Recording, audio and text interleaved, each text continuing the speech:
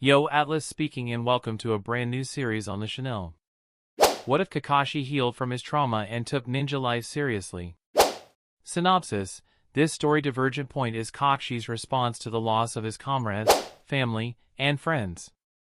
What if he was able to put behind his trauma and past and reach his full potential as a shinobi? In this story, Kakashi is fresh from anbu and never tested any genin teams. Orbered by the Hokage, he takes a role as the sensei of Team 7, resolving to turn them into the greatest shinobi force in the world.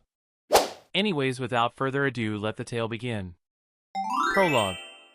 This fan fiction divergence point is Kakashi's response to the loss of his comrades and sensei. What if he was able to put it behind him and focus on being the best shinobi he could be? In this story, Kakashi has never tested genin teams, unlike in canon. His first genin team will be Team 7. He takes the team on orders from the Hokage and resolves to make Team 7 the greatest team since the Sannin. The story will start as minor AU and will shift dramatically. I don't intend on describing every character that is in the anime.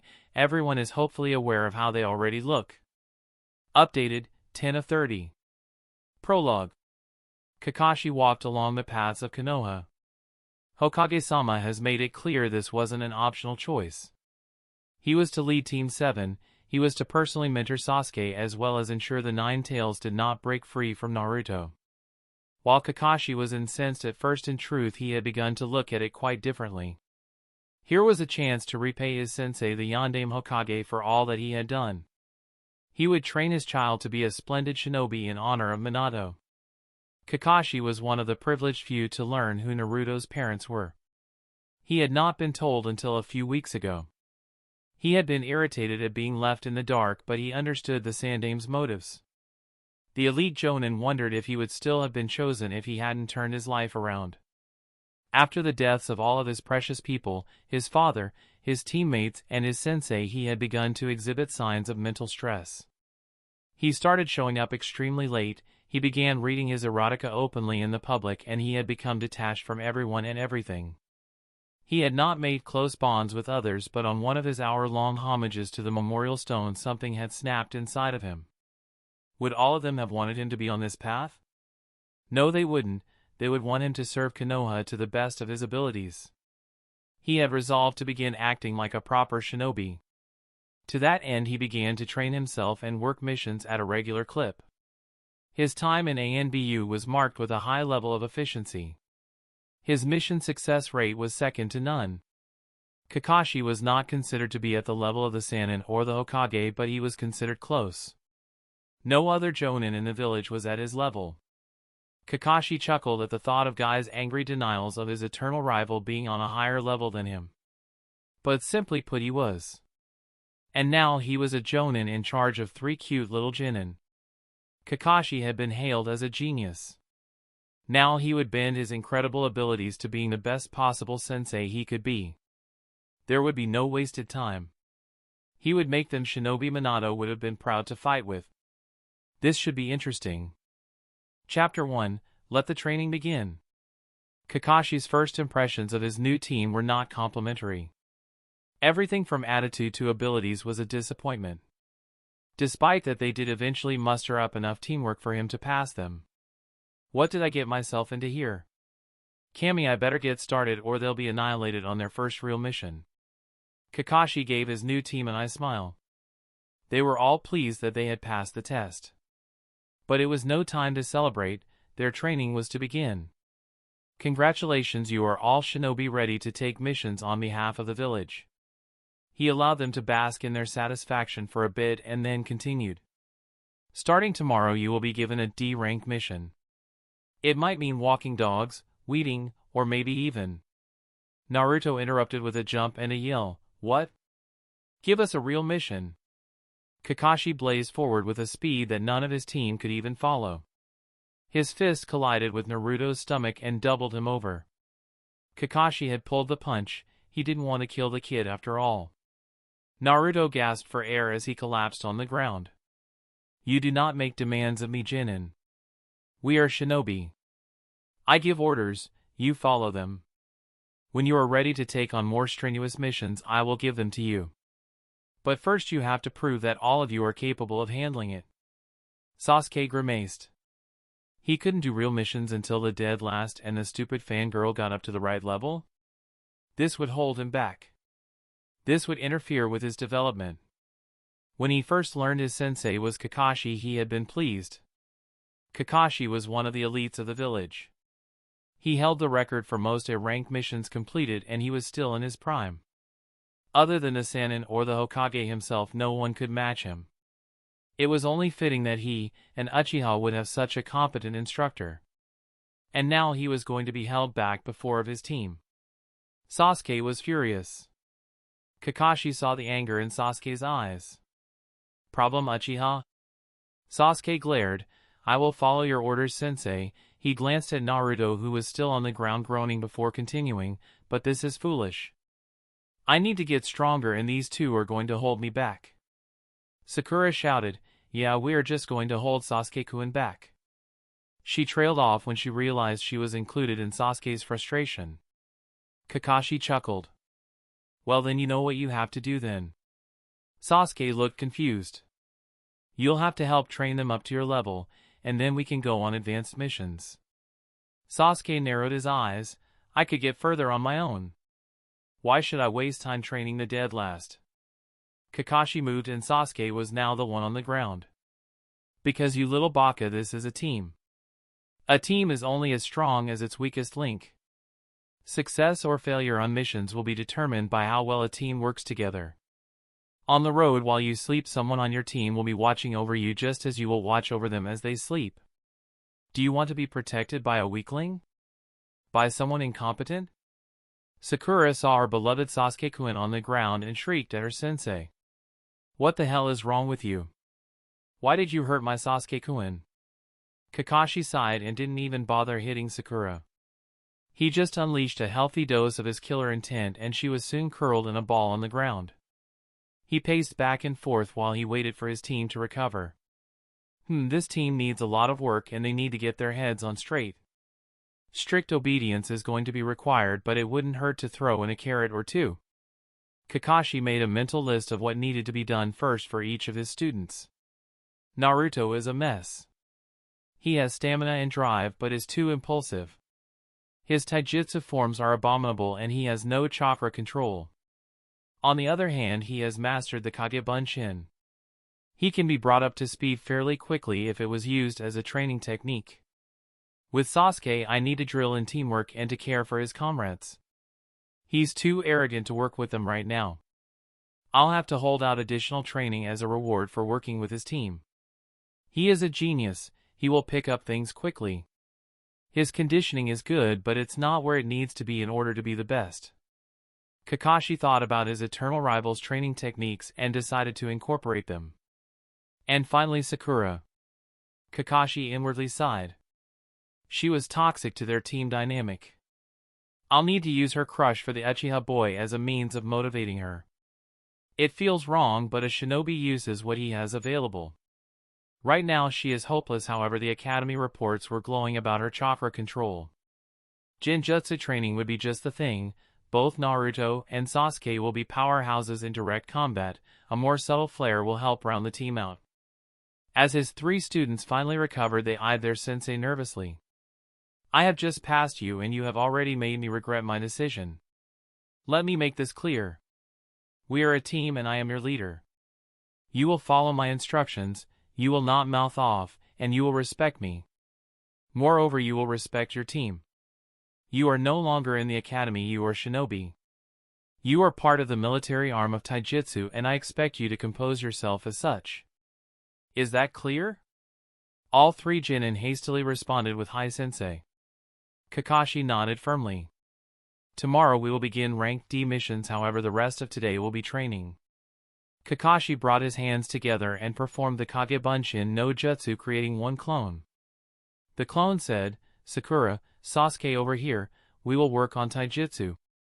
The original Kakashi turned to Naruto, your scores at the academy were abysmal in everything, so we need to do remedial work. Naruto flushed and almost said something, but his gut was still sore from the vicious punch. Good, he's learning to keep his mouth shut. Kakashi touched Naruto's shoulder, but don't worry, I am your sensei, so before you know it you will surpass all the other genin in Konoha. Naruto shouted out in joy, "Yeah, and then I'll be the Hokage, believe it." Kakashi let out a groan. "Not so loud, Naruto, you are shinobi." Naruto was literally hopping up and down ready for his training. "First make 10 clones using Kage Bunshin," Kakashi ordered. Naruto concentrated and shouted, "Kage Bunshin," and 20 clones appeared. Naruto rubbed the back of his head, "Oops." Kakashi shook his head, "Your chakra control is awful, but for now this works just as well." Kakashi pulled out 4 books from a storage seal. He handed one book to the clone and told him to read a paragraph. The clone started to read, "The village hidden in the leaves was founded in." Kakashi shook his head. "Stop, read it to yourself." The clone obeyed, and after a minute Kakashi asked the real Naruto, "Do you know when the village was founded?" Naruto flushed, No, I guess I missed that part of the lecture in the academy, but who needs to know about all that boring stuff anyway?" Kakashi twitched. Did the academy teach him nothing at all? Naruto, to shinobi information is life. Knowledge is more powerful than any jutsu. I have seen comrades die due to a lack of information, and I have killed to suppress information. Naruto looked ready to argue, but Kakashi let out a small burst of killing intent, quickly shutting the boy up. "I expect you to learn, Naruto. You will be the team's knowledge base and tactician. You will memorize the bingo book and know everything there is to know about the 5 major hidden villages." Naruto's jaw dropped open. That's impossible. "I see, can't do it." "Let Sakura-chan do it, she's super smart." The famous copycat ninja smiled underneath his mask. "Naruto, while she may be more intelligent than you, you have something that she cannot replicate." "Like what?" Kakashi demonstrated by kicking the clone who had read the passage on the founding date. Naruto blinked, the clone's memory of reading came back and he knew the date. Naruto looked dumbstruck for a moment, and then the light bulb went on. "Wait, anything my clones read I will know?" Kakashi nodded, his pupil wasn't so foolish after all. "Yeah, that means I never have to read anything again." Kakashi's eye twitched. "Must not murder my genin. Must not murder my genin. Must not murder my genin," Kakashi silently repeated in his head over and over again. "More importantly, Naruto, your chakra reserves allow you to read books faster than the quickest, most intelligent shinobi. You will be a font of information to your team.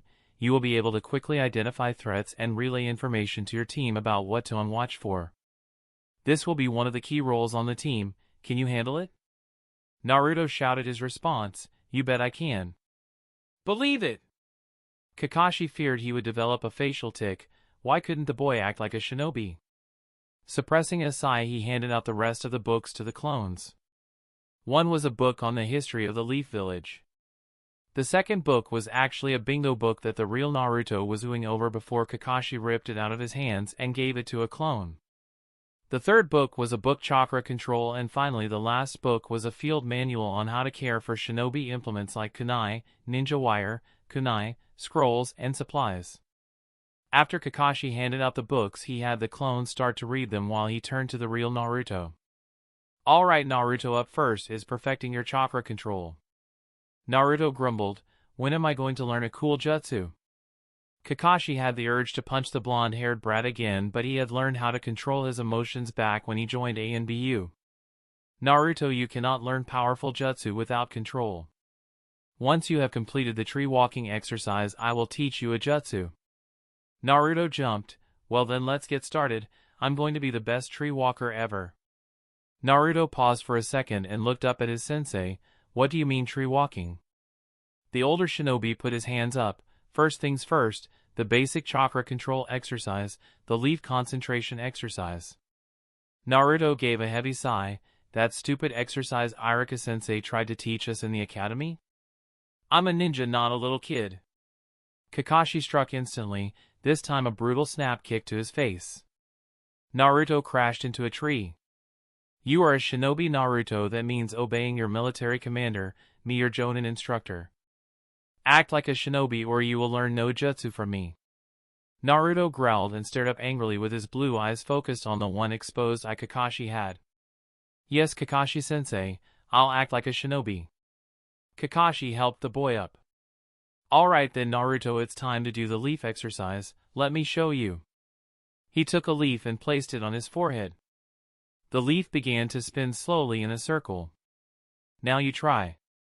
The young orphan took a leaf and placed it on his head and concentrated on it. The leaf did not move.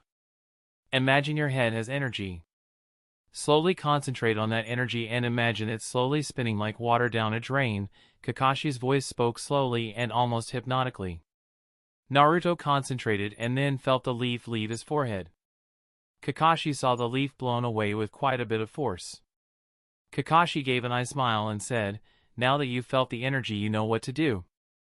Next time focus on control and imagine the energy moving slower." Naruto picked up another leaf and Kakashi shook his head. Remember Naruto, everything your clones learn, you learn. Have your clones all work on the leaf exercise. Naruto's clones quickly got to work and leaves were flying all over the place. Kakashi beckoned Naruto to follow him away from the whirlwind of leaves. Alright Naruto, 2 final items to your training that we will go over today. The first is your taijutsu. It reminds me of a drunken civilian brawl. It's sloppy, wasteful, and the opposite of how my team will operate. We will spend the next 2 hours correcting your forms. Naruto stifled a groan. Kakashi-sensei hit hard and he did not want to get hit again. While Kakashi had gone over the training with Naruto, his clone was working with Sasuke and Sakura. Alright, while the real me works with Naruto, I will work with you too.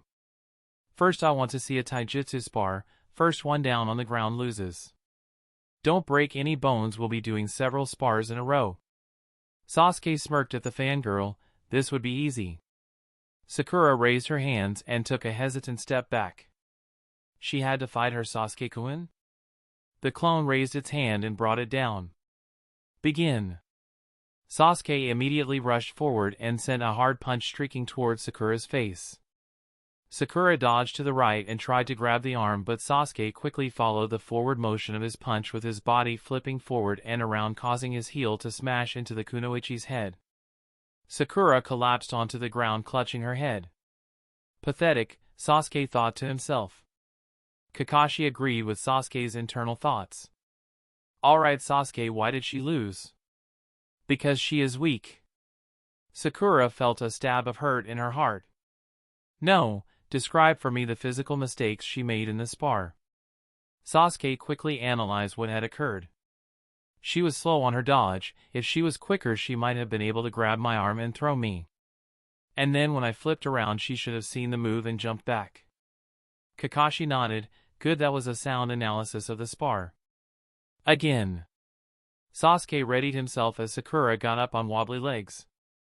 Begin! Sasuke surged forward again, this time striking towards the abdomen with a kick. Sakura managed to block the blow with her arm but winced from the contact. She was shoved back a foot and lost her balance, catching herself right as Sasuke fired a kick towards her head. She barely had time to duck. Sasuke spun and fired another kick. Sakura, still off balance, could do nothing else but block, and again she stumbled backward. Sasuke sneered in disgust. This was pathetic. Even the dog could do better than her. Sakura got back her balance and watched Sasuke wait for her attack. She tried a palm strike to his head, which he deflected with an upward rising block and struck out with the same hand that blocked, catching Sakura in the throat with stiffened fingers. Sakura collapsed onto the ground, struggling to breathe. Kakashi frowned. If you injure her so she cannot continue, the training stops until tomorrow. Sasuke scowled. While he had learned nothing yet, he knew Kakashi could teach him. Kakashi again had Sasuke analyze the fight. Sasuke went over the fight, pointing out Sakura's mistakes. When you unlock your Sharingan, you will see even deeper than what you are pointing out now. This is good practice, and by watching every movement closely, it's theorized that you could unlock it sooner. Kakashi saw Sakura struggle to her feet, again. Sasuke raised his eyebrows in surprise.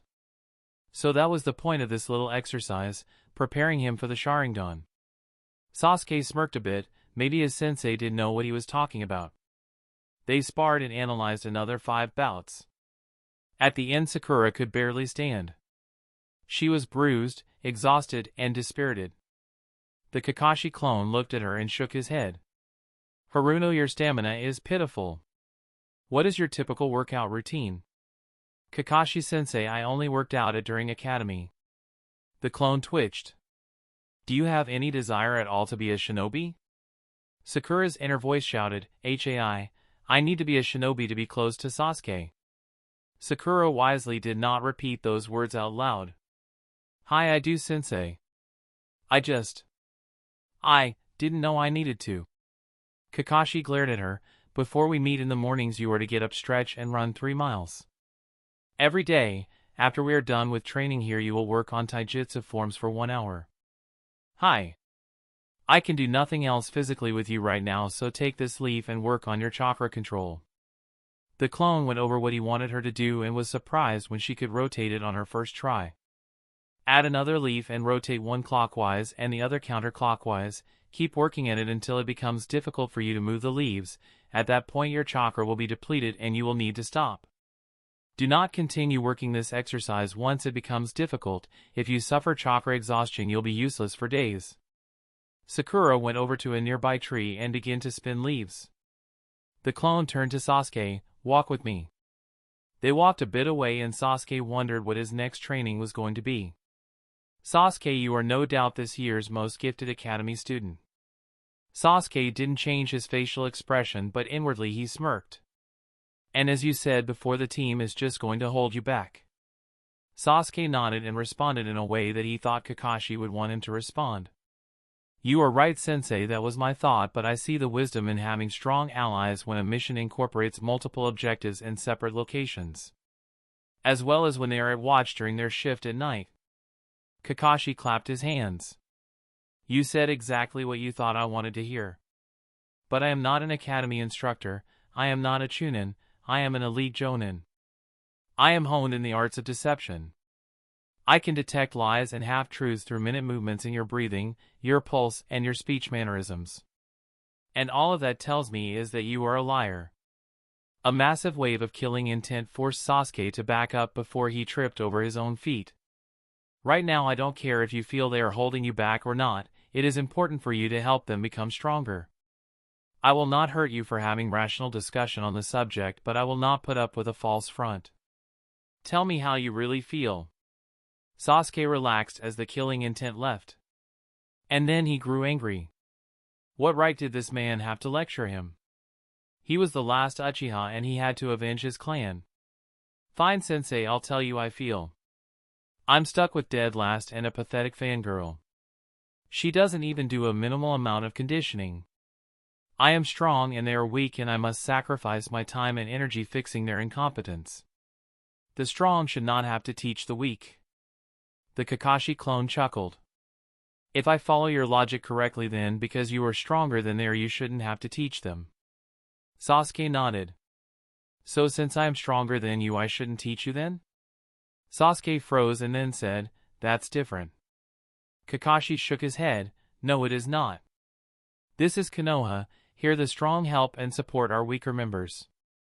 Our Hokage allows civilians to make decisions in this village even though they have no power.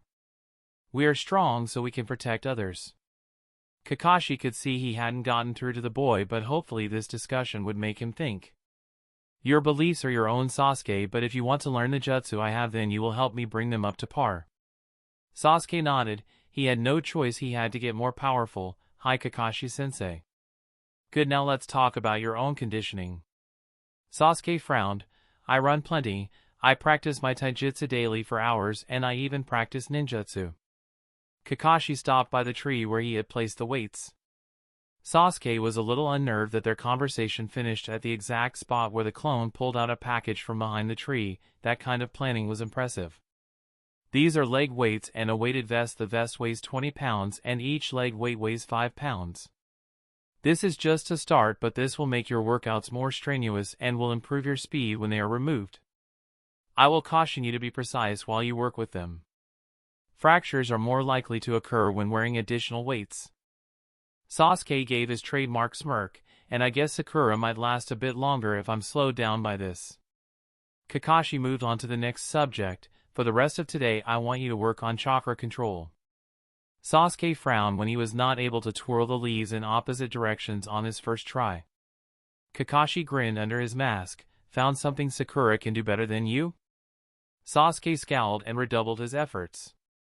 Meet in front of the Hokage Tower at 8 a.m. We'll do our first mission as a team and then it's back to training. Sakura thought about the sparring matches. She had gotten destroyed by Sasuke and that was with him holding back. Sakura shivered. Was she really that weak?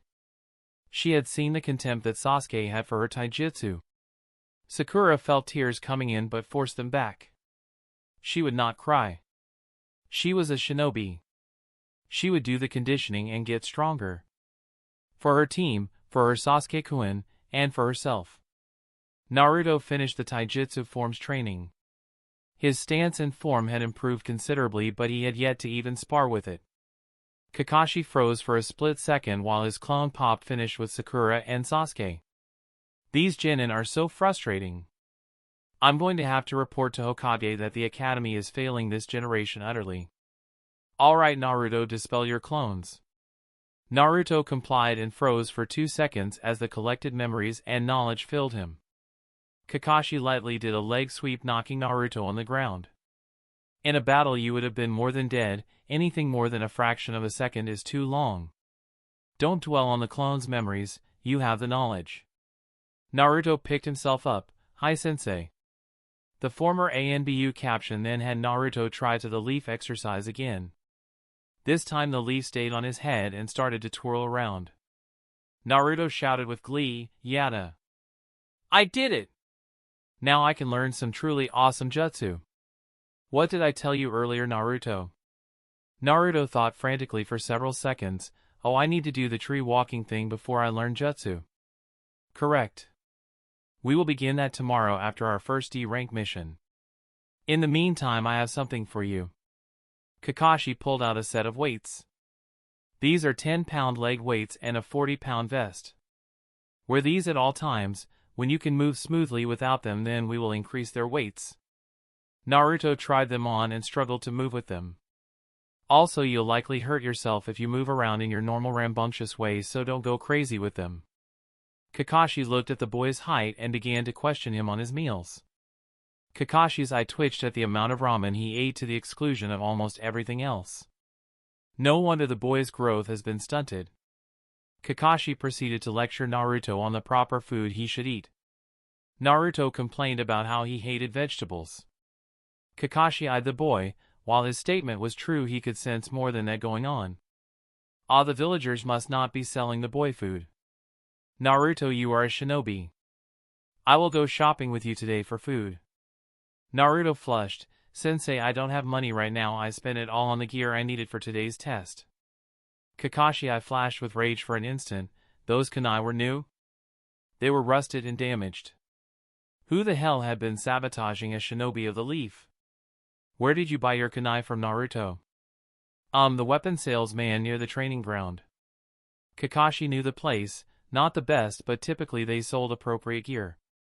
Alright Naruto, I'll pay for groceries this time, but we will be getting you proper food. Without proper food you cannot be a proper shinobi. Naruto was gloomy. He did not want to eat vegetables and he did not want to be chased out of a store in front of his new sensei. Thank you Kakashi-sensei, but it's fine, I'll manage. I wasn't making a request. Naruto gulped and nodded. His sensei was scary and had no qualms about beating his students when they refused orders. Kakashi, sensing a learning opportunity, walked Naruto back into the village proper. Naruto, I trust you are familiar with the Hinge no Jutsu? Hi Kakashi-sensei. Use it to turn into Sasuke. Naruto was in fact not stupid.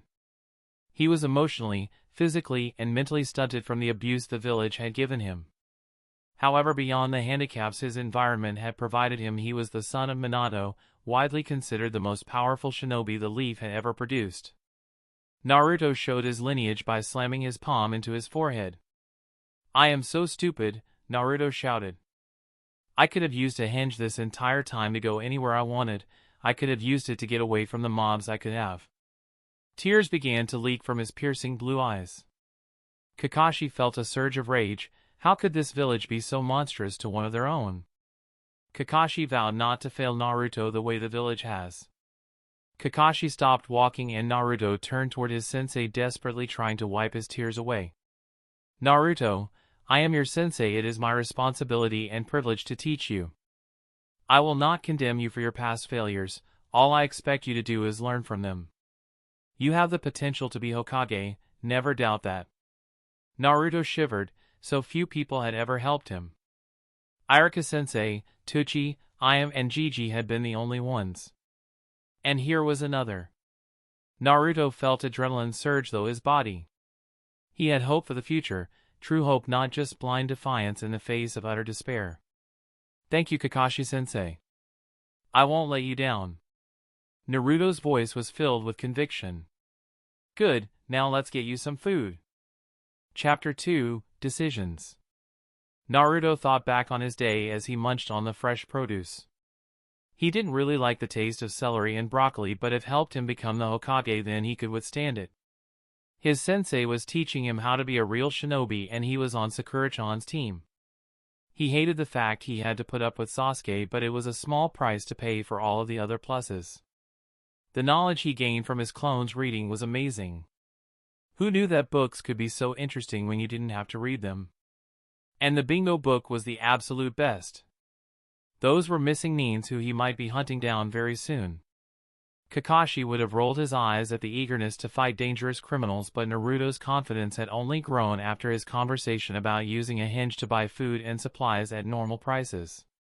Naruto was even in bed reading the bingo book instead of having a clone do it. Naruto pored over the pages of Shinobi from C to S ranked. Naruto, being Naruto, spent a lot of time reading about S-rank ninja. He learned about the Leaf's greatest traitor, Orochimaru. Naruto was fascinated by Orochimaru's ability to summon a giant snake. He wondered if there were other animals a ninja could summon.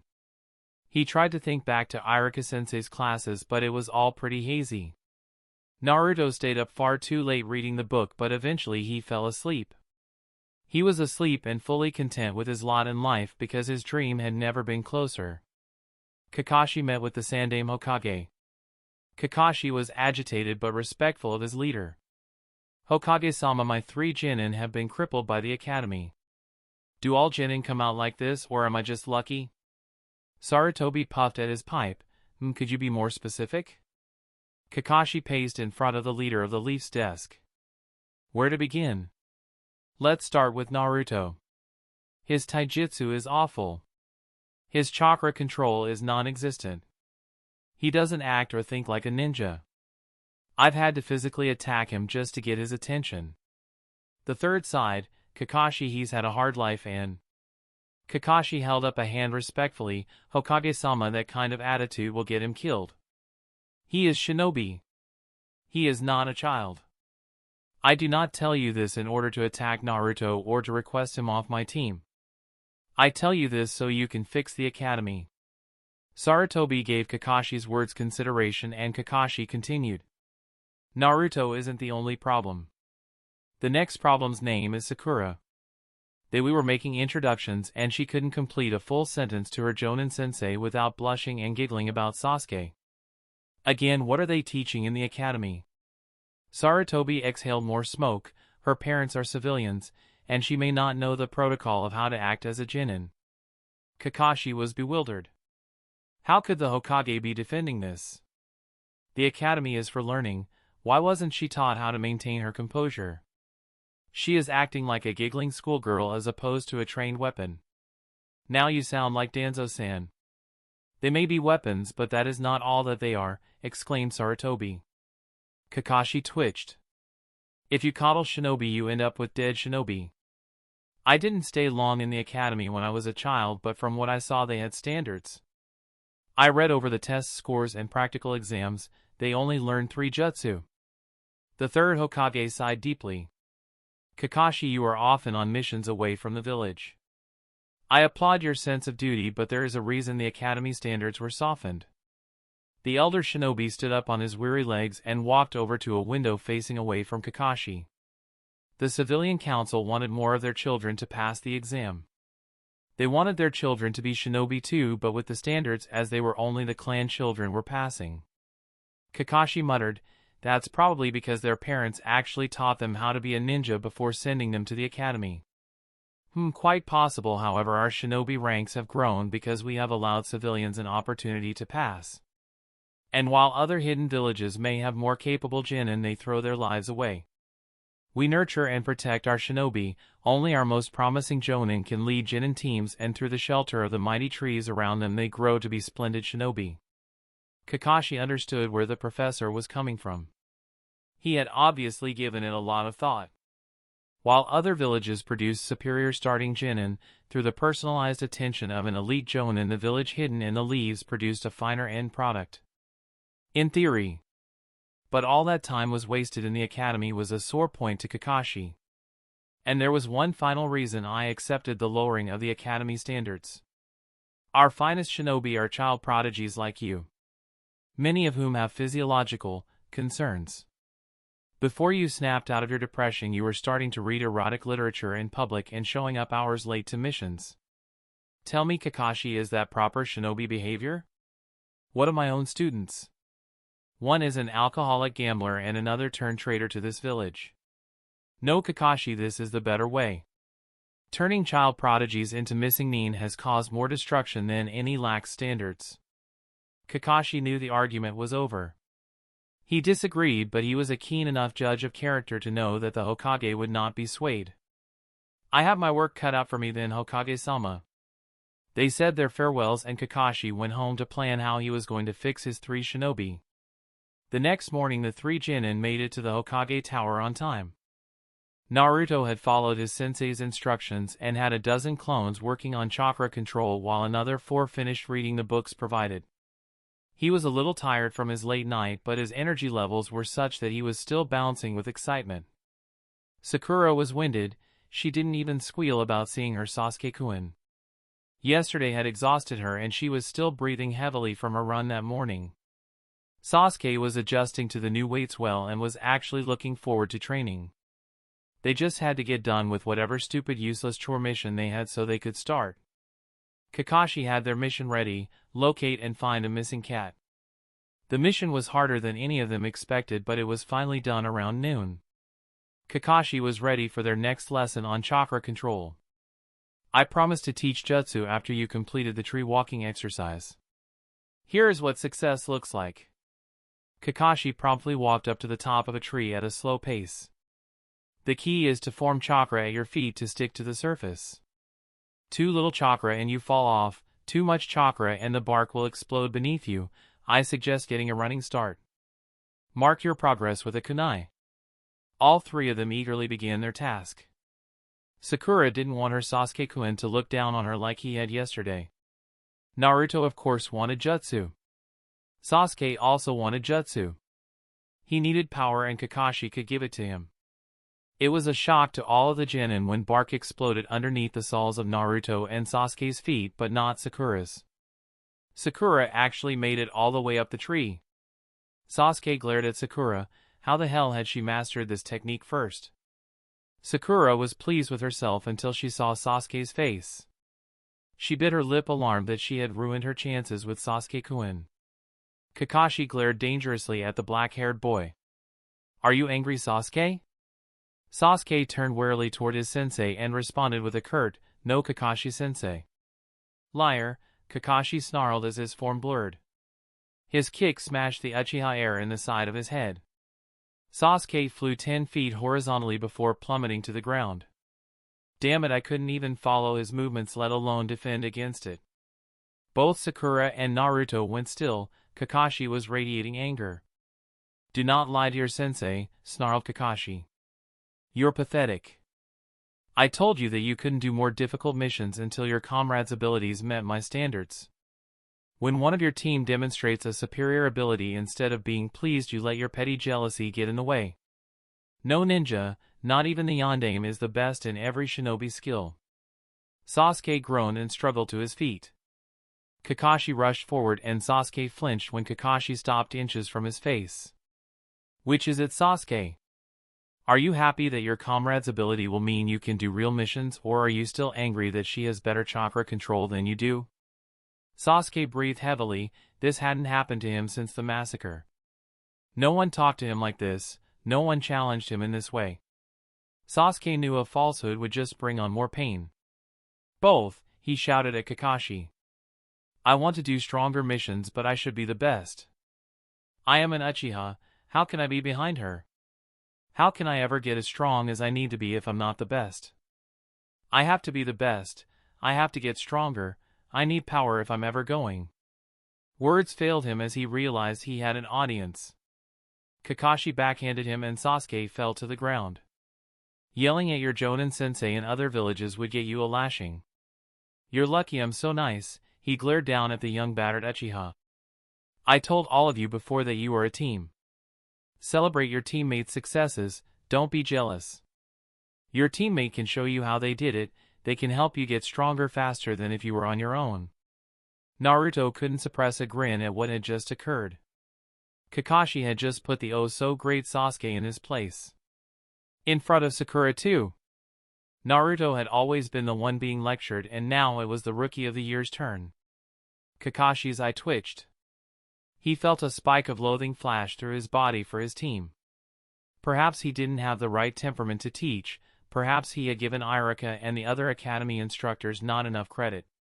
This was the second day and he already wanted to kill his genin. Kakashi whirled on Naruto and slammed him against the tree, his forearm on the boy's throat. I read the reports, Naruto. Or should I just call you dead last? Mocked by other students, mocked by even the instructors. I know you hated it, didn't you? Naruto struggled to breathe but croaked out an embarrassed, yes. And yet here you are taking delight in someone else's failing. I regret passing the lot of you. Kakashi released his grip on the boy and Naruto collapsed down. Naruto felt horrible. He disliked the team but his sensei was right. Given the slightest chance he had acted just like the other kids had when he got a question wrong. Filled with shame he made his way to his feet and walked over to Sasuke who was still on the ground with a shocked expression. Sasuke-san, I'm sorry I shouldn't have been happy that Kakashi-sensei attacked you. Sasuke looked at the blonde-haired boy in front of him. He couldn't stand the boy's antics and he couldn't stand the thought of being helped up by him. But Kakashi was watching. The one-eyed bastard was always watching. And damned it all he was right too. He should be happy that his team had more potential. He grabbed Naruto's hand and let himself be helped up. Kakashi smiled underneath his mask. He suspected Sasuke had only accepted the hand up because he was watching, but all the same he had accepted the help. Alright, now can any of you tell me why Sakura's control is the best? Sasuke answered, has she trained already with this? That would explain her ability. Kakashi shook his head, a reasonable guess, but no, this was her first time. Naruto furrowed his forehead and then shouted, I know this. Kakashi gestures for him to speak. It's because she has less chakra than we do, so she's able to control the right amount easier. Exactly, Naruto, you and Sasuke's chakra coils are much more developed. That means it will be harder for you two to gain fine control of your chakra. Sakura frowned. Just when she thought she had done something great, she learned that it was just because she was weak. Kakashi looked up at Sakura, who was still up in the tree. Sakura, even with your lower chakra reserves, your control is superb. You have a bright future ahead of you as a Genjutsu specialist, a medical nin, or even an assassin. Naruto looked puzzled. Assassin? Hi, because of her fine control she can hide her chakra signature easier. What's more, her jutsu will be highly chakra efficient, meaning her kill strikes will be precise and hard to detect. Having lower chakra reserves does limit some of the larger jutsus, but chakra can be increased. While the analogy isn't perfect, chakra works like a muscle. Train with it every day and it will grow in size. It really was an overly simplified explanation, but Kakashi wasn't about to do an academy lecture. Sakura smiled. She had potential. She wasn't going to hold back Sasuke-kun. Since you do have chakra control, I want you to work on growing your chakra pool. Climb up and down the tree until it becomes strenuous to keep the connection. Then come down and we'll work on taijutsu. Naruto and Sasuke continued to race at the trees. Slowly but surely they were making progress. Naruto grit his teeth as Sasuke started pulling ahead in their race. Kakashi did more than just watch. He carefully guided them in chakra control. He gave each boy hints and tips where they could improve. Naruto, on the 5th step you start pushing out too much chakra, concentrate. Sasuke, your left foot seems to be the one giving you problems, don't overcompensate. Neither boy made it to the top before Sakura started feeling the effects of chakra drain. She walked back down and breathed out heavily. It's getting difficult for me to hold the connection, Kakashi-sensei. Kakashi performed the Kagebunshin no Jutsu. Alright Naruto, follow my clone, we'll do some more training while I have these two spar. Kakashi's clone took Naruto about half a mile away from the rest. Alright Naruto, it's time you used your training technique to master the tree walking exercise. Form 20 clones. Naruto concentrated and 23 clones popped out. Kakashi whistled, much better Naruto, I can't believe one day of chakra control practice has made such a difference. Even with your clones helping, that is impressive. Naruto beamed at the praise. Have half of them work on the tree walking exercise and the other half on the leaf exercise. Naruto questioned Kakashi, why not have all of them do the tree exercise? Because you haven't mastered the leaf exercise yet, you still have improvement to be made. When we get to elemental manipulation, you'll want to understand your body's chakra inside and out. You're wasting daylight, get started. The real Kakashi was watching a repeat of the other day. Sasuke dominated the spars even with the light weights on. Sakura was clearly exhausted and was even slower than yesterday. The elite Jonin was not surprised. She had worked hard yesterday, and until she caught up with her conditioning she wouldn't be able to provide a good match for Sasuke. The raven-haired boy once again picked apart each spar with impressive detail. Kakashi had his doubts at first, but the academy was correct in their genius assessment. Sadly, being a genius didn't always translate into making wise decisions, Kakashi thought to himself. After the spars were done, Kakashi told Sasuke to continue working while he took Sakura for some additional training. 2 days ago Sasuke would have made a comment about how he deserved one-on-one training. Now he just went HNN and continued to work on the tree walking exercise. Sakura wondered why her one-eyed sensei wanted to give her additional training. Right now her chakra was spent and she was exhausted. She couldn't think of any type of training that she could actually accomplish right now. Your chakra control is excellent, Sakura. Tomorrow we'll work on water walking. But I want you to spend some time thinking about what expertise you want to have. Sakura considered her options. Assassination didn't sound like something she wanted to do. Genjutsu was considered a rare talent and it could impress Sasuke-kun. Being a medical nin also sounded very interesting because she did like to help people. Her sensei saw Sakura think it over. Don't make a decision now, Sakura. What I'd like you to do is check out basic medical nin textbooks from the shinobi library. Those books can help you learn how to kill as an assassin by striking certain parts of the body, and it can teach you the basic fundamentals of healing. The books won't teach you how to mold chakra to heal someone, but will give you the basic foundation of first aid and how the body operates. After you get a good handle on it, I will teach you a genjutsu. Once you have all of the information, I will allow you to make the decision on what you want to concentrate on. Sakura bit her lip. Sensei, this is a big decision, wouldn't you know best? Kakashi smiled underneath his mask. A shinobi makes decisions every day. You will need to learn to be confident in the decision you make. You hold life and death in your hands when you go on a mission. If you can't decide what to specialize in, how can you make decisions on the field? Kakashi stooped a bit lower and lowered his face to hers. This is your choice, Sakura. Sakura nodded her head. At dusk neither boy had mastered the tree walking exercise, much to their frustration. Both of them were hungry to learn a jutsu or three. After Kakashi called it a day, both continued to train. Kakashi laughed. They are going to regret this tomorrow. And Sasuke is acting a bit different from canon because Kakashi is even more famous. Sasuke wants to be Kakashi's student because he is the best of the best. Kakashi also has quickly shaken Sasuke out of his arrogance by challenging him in a way no one did in the academy. Hopefully the change seems realistic. Let me know what you think. Also, any votes on what Sakura's specialty will be in. Chapter 3, Getting Stronger. The next day dawned and every member of Team 7 aside from Kakashi were quite sore. The weights weren't massively heavy, but they were making their presence felt. And for Sakura, who had never exercised this much in her life, it was pure agony. But through the pain she clenched her teeth and completed her morning exercise. The D-ranked mission of the day was pulling up weeds and cleaning up around a field. The mission actually finished quite quickly when Kakashi and Naruto used his Kage Bunshin technique. They were done in less than 2 hours, which made everyone happy. Naruto felt like he had contributed the most with his technique. Sakura was just glad she didn't have to pull any more weeds with her sore muscles, and Sasuke was eager for more training. As the team finished the mission, Kakashi took them back out to their normal training spot. Kakashi told them that today they would learn about how to handle themselves as shinobi in a fight. Naruto and Sasuke were to sit and practice rotating leaves on their forehead while Sakura paced up and down a tree as they listened. I'm going to share with you some of the lessons I've learned both as a shinobi and as an ANBU captain. Pay attention, because these lessons are lessons that many shinobi refuse to learn.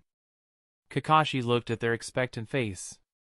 The first and most important lesson is only 2 words. Ego. Kills. All 3 looked puzzled. Shinobi can bend the elements. Some can travel further and faster than any bird. Some can break rocks with their bare hands. This leads to pride, hubris, arrogance, and ego. Wielding this power, we feel invincible, and that is when we take stupid risks. That is when we die. The most danger you will ever be in is the moment you think you've won the battle. Never assume your opponent is defeated until they are dead. Kakashi paced back and forth. This was a passion of his. He couldn't stand the idiocy of other ninja. Why would you brag about your abilities? Why would you give information to your enemies? Along that same line of thought, never, and I mean never, explain to your opponent how your abilities work or how you were able to defeat their jutsu. Pride causes shinobi to brag about how their bloodline, special training, or weapon makes them invincible. Such stupidity has led to strong shinobi actually losing to weaker and less powerful opponents. The 3 sat in stunned silence. All of them could see the appeal of showing how they defeated their enemy, but when they really took a moment to think about it, they realized it was pretty idiotic. Kakashi let the words sink in and then continued with his lesson. On a mission, when it is time to kill, kill. Do not toy with your enemy. Do not mock them. Do not test their abilities. Do none of those things. Kill them as quickly and as effectively as possible. Sakura swallowed heavily. There it was, talk about killing again. Naruto and Sasuke were not as affected by it.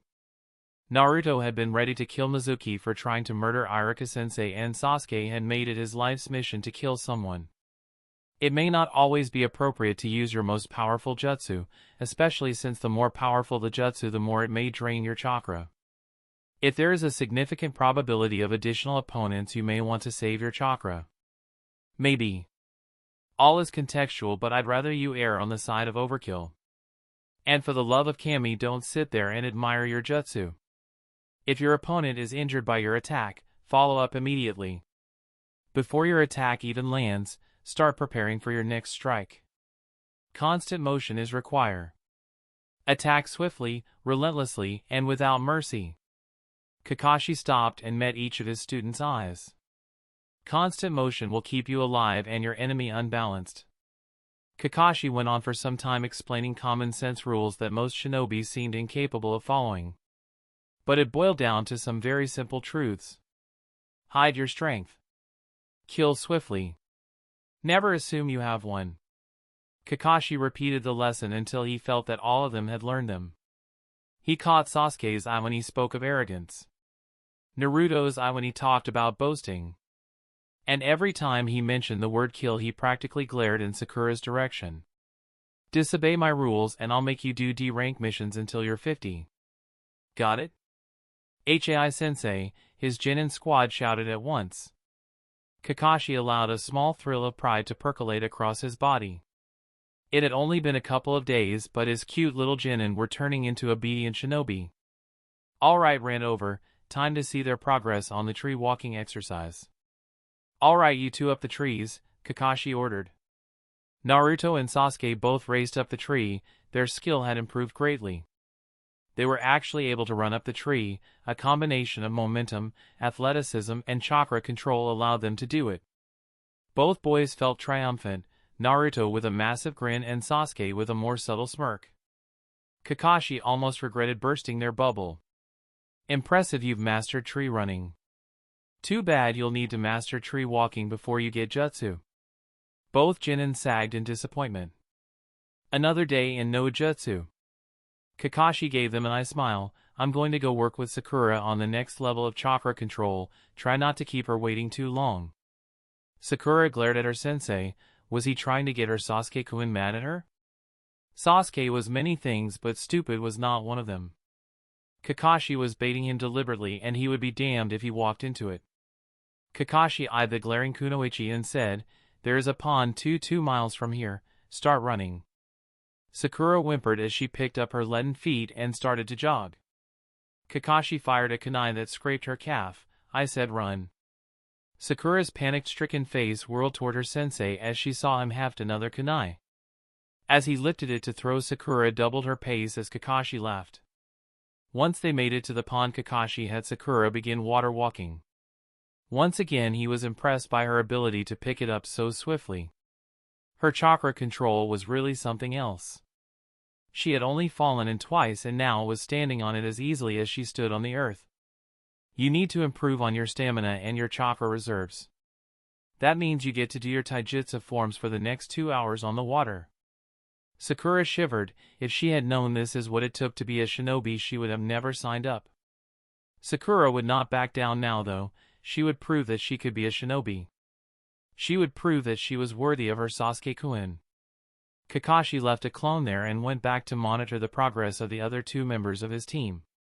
He worked with them on their chakra control, and by the end of the 2 hours they had made significant progress. Kakashi was impressed.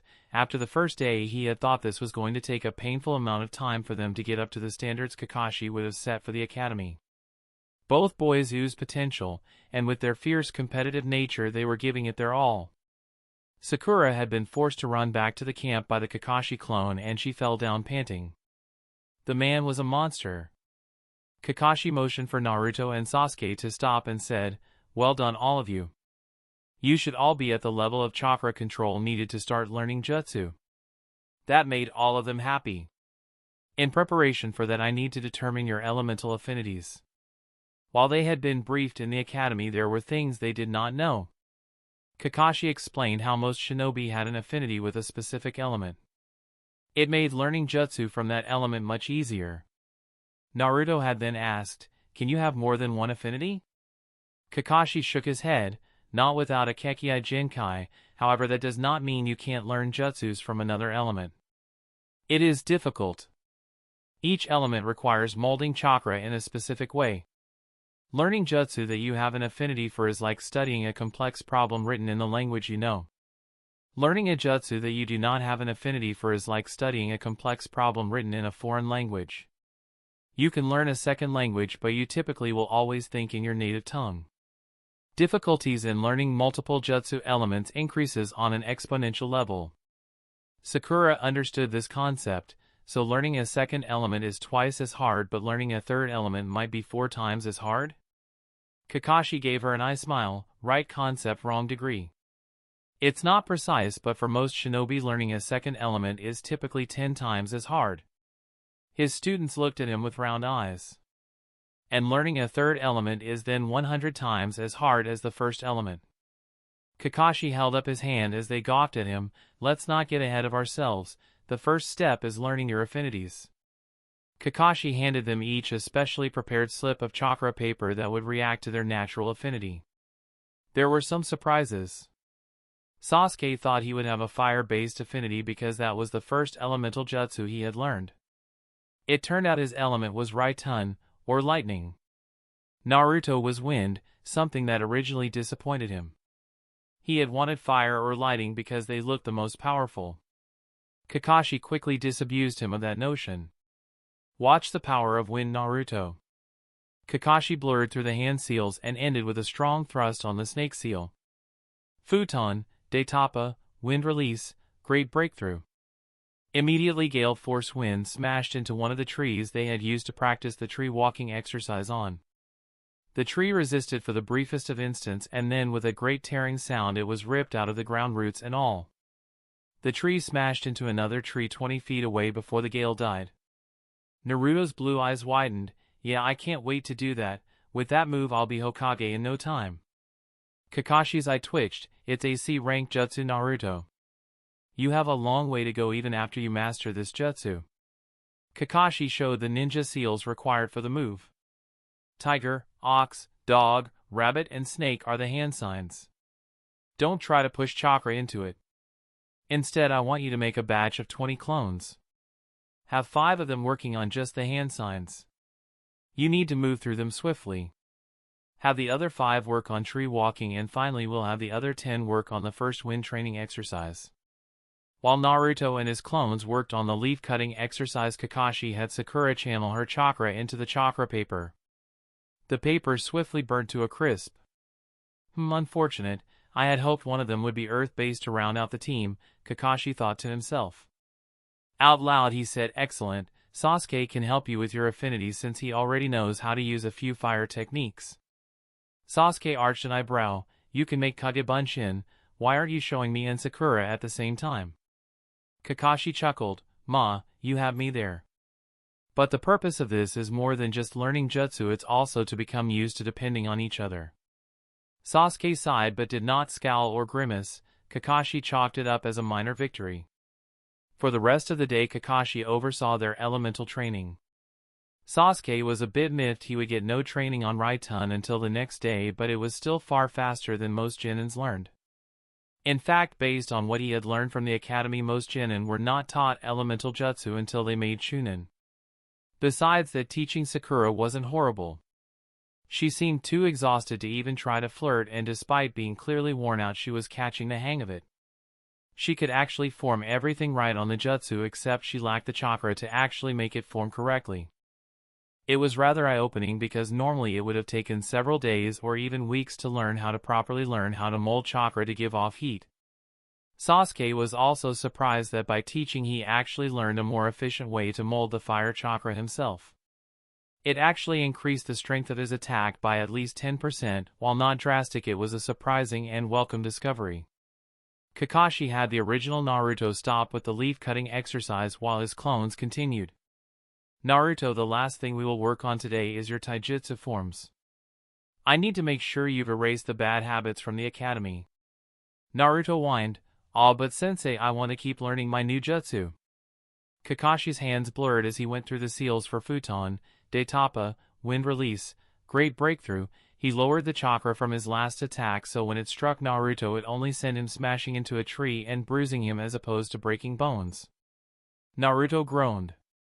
Kakashi looked down at the boy. Genin, you are under my command. I will tell you what you need to do. This is not a council, this is not an organization where everyone votes. I will decide what you do. I can end your training at any time, so I expect you to act like a shinobi and obey orders without backtalk. Kakashi knew he was being harsh on the boy, but he had to break him of his bad habits. He needed to stop being so undisciplined. Better he learn it here than on the field tragically. Kakashi glared at the boy. Now get up and show me your taijutsu. Naruto huffed and sprang up to his feet. Kakashi watched and was gratified by the fact Naruto was already getting acclimated to the weights. With the demon quickly mending any muscle strains or tears, he could increase Naruto's weights faster than what would normally be safe. Kakashi still had to correct the forms. I suppose a couple of days can't fix 4 years of neglect. Naruto was also frustrated that he still hadn't perfected the academy forms. Hey Kakashi-sensei, can I get my clones to work on this? Kakashi shook his head. It might help some, but you need to train your body to instinctively know the correct way to position yourself. Your clones might help you memorize a kata, but it won't help much in combat where attacks happen in a blink of an eye. Naruto grumbled and Kakashi had to laugh. Naruto, you wouldn't be able to run up a tree at this point if you didn't have the Kage Bunshin no Jutsu. You should be thankful that your chakra reserves allow you to use the single best training ability available to a shinobi. Naruto had to laugh as well. Days ago he hadn't even thought he could learn so much. By now he had finished the 4 books, he was quite close to mastering tree walking and was beginning to learn a jutsu. They finished the day of training and Kakashi walked with Naruto back to Konoha proper. "Naruto, have you finished the books I've lent you?" Naruto nodded. "I sure did, Kakashi-sensei. I know a lot more now." Kakashi gave him a nice smile. "Who is the missing nin on page 33 of the bingo book?" Naruto scratched his head as he responded, "Sasori of the red sand?" Kakashi shook his head. "No, that was page 39. I want you to have your clones not only read the book but memorize it." Naruto shrugged. That was hardly a burden since he wasn't the one actually doing it, he would just have a clone do it. "Hi, sensei. I also want you to go to the library and start a lot more reading. I want you to read the histories of all the villages. Read the stories of battles fought recently and from long ago. Read cookbooks and books on farming. Read about how to craft weapons and how to build structures. Read medical nin textbooks and books on the art of disguise. Read everything that could possibly give you an edge or a skill that you can use in battle or as a cover identity." Wow, that's a lot of books. It is, but I want you to start leaving behind 10 clones to do nothing but reading. You can make more than the 20 I have you using in training. But I don't want you to go crazy with the number of clones. Training with the potential number of clones you could make has never been tested before. Kakashi looked Naruto in the eye. "We'll increase them slowly and see if it has any adverse effects on your mental state." Naruto gulped. He had never thought about that it would do something to his brain to have that many memories. He shivered a little bit but didn't let his determination waver. The Kagebunshin would allow him to become the Hokage. "I also want you to make a few clones that will hinge as civilians. With them I want you to just have them wander the streets. Randomly follow your fellow shinobi when you see them for a few minutes." "Why?" Kakashi narrowed his eye at the boy and the boy quickly put his hands up. "I'm not talking back, Kakashi-sensei. I'm just asking why you want me to do it." Kakashi answered, "So that you can become used to blending in. There will be missions that you take on that will require stealth and subterfuge. Plus it will be a good way for you to figure out the way commerce and civilian life works." "Alright, I'll do it. After all, I need to know what people do every day so I can tell them how to do it even better when I'm Hokage." Kakashi just shook his head and thought, "You still have a long way to go, Naruto, but I'll help you get there." Break. Over the next few days Team 7 continued to progress. They would wrap up their D-ranked missions as soon as possible so they could get in more training. Sakura broke through the wall of exhaustion and could actually run the 3 miles with no problem. Sakura's chakra reserves were still a bit too low to complete Katon, Gokakyu no Jutsu, Fire Release, Great Fireball Technique, but she was getting close. Sakura's spars with Sasuke were finally lasting more than a few seconds. Sasuke was faster and stronger by a fair margin. This forced Sakura to respond with the absolute best counter to each attack in order to hold parity for even a couple of seconds. For Sasuke, the bouts were becoming more interesting as his analysis was showing marked improvement by his teammate. Perhaps it wouldn't be long before they were given real mission. Naruto taijutsu forms were now embedded in his fighting style. This meant that his clones were much more dangerous than they were before. Kakashi taught him how to have his clones fight with a purpose and not just blindly rush in like a mob. The white-haired man also taught Naruto how the clones were just copies, and not absolutely perfect. No matter how perfect the chakra control, his clones would always be weaker in direct battle than the original. The Jinchuriki's chakra control was growing in leaps and bounds. Having 10 clones practice chakra control was like a week straight of chakra exercises for any other shinobi. While he still struggled with the massive chakra, he was swiftly catching up with Sasuke. Naruto had completed the leaf-cutting exercise after several days of having multiple clones work on it. There was more wind affinity training that could be done to hone his skill, but Kakashi would save that for later. Futon, Daitapa, Wind Release, Great Breakthrough, was a fairly easy jutsu to learn. Kakashi would soon have Naruto actually using the jutsu. Sasuke was having a lot of success with learning Raitun. It had only taken him a day and a half to master the equivalent of the leaf-cutting exercise. Even considering his drive and genius-level intellect, Kakashi had been impressed. Sasuke was amazed at how much easier it was to learn a lightning technique. On one day he asked Kakashi, "Why did my family teach me katan, fire release, jutsus instead of raiton, lighting release?" Kakashi had simply responded, "Clans tend to be mired in tradition. You were an Uchiha, so they taught you the fire element, it's as simple as that." Sasuke growled when he thought about how difficult it had been to learn a jutsu not under affinity as a child. Sasuke learned his first raiton, lighting release, technique. It was a simple blast of electricity. Depending on the chakra level, it could even kill against a particular weak target like a civilian bandit. It was of more use in stunning a target for capture and interrogation. Sasuke could easily see the tactical implications of the technique. It was rather hard to ensure your opponent was still alive with a katan, fire release, attack.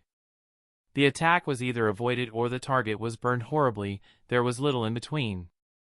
At the end of the first week, the weights were increased on Sasuke and Naruto. Small ankle weights were added to Sakura. Sakura was actually excited to be including with the boys in carrying extra weight. Despite everything her sadistic sensei was throwing at her, she was persevering and improving. Her Sasuke-kun had actually complimented her on one of their spars. Kakashi was a firm believer in holding your cards close to your chest. To that end, after the first week he went for drinks with some of his old ANBU pals and other Jonin sensei. During that time he put down his team quite often. Sitting next to Asuma Sarutobi he groused, "I should have failed that team, I would have to if I didn't think the council would have called for my head for failing their precious Uchiha." Asuma laughed and took another drink, "It can't be that bad. After all, Sasuke did graduate as Rookie of the Year."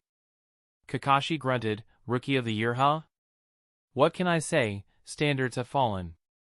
I'll give you that he isn't awful, but he has no teamwork, and when the Haruno girls surpassed him in chakra control he threw a hissy fit. He's a spoiled brat, I can't take that on a mission."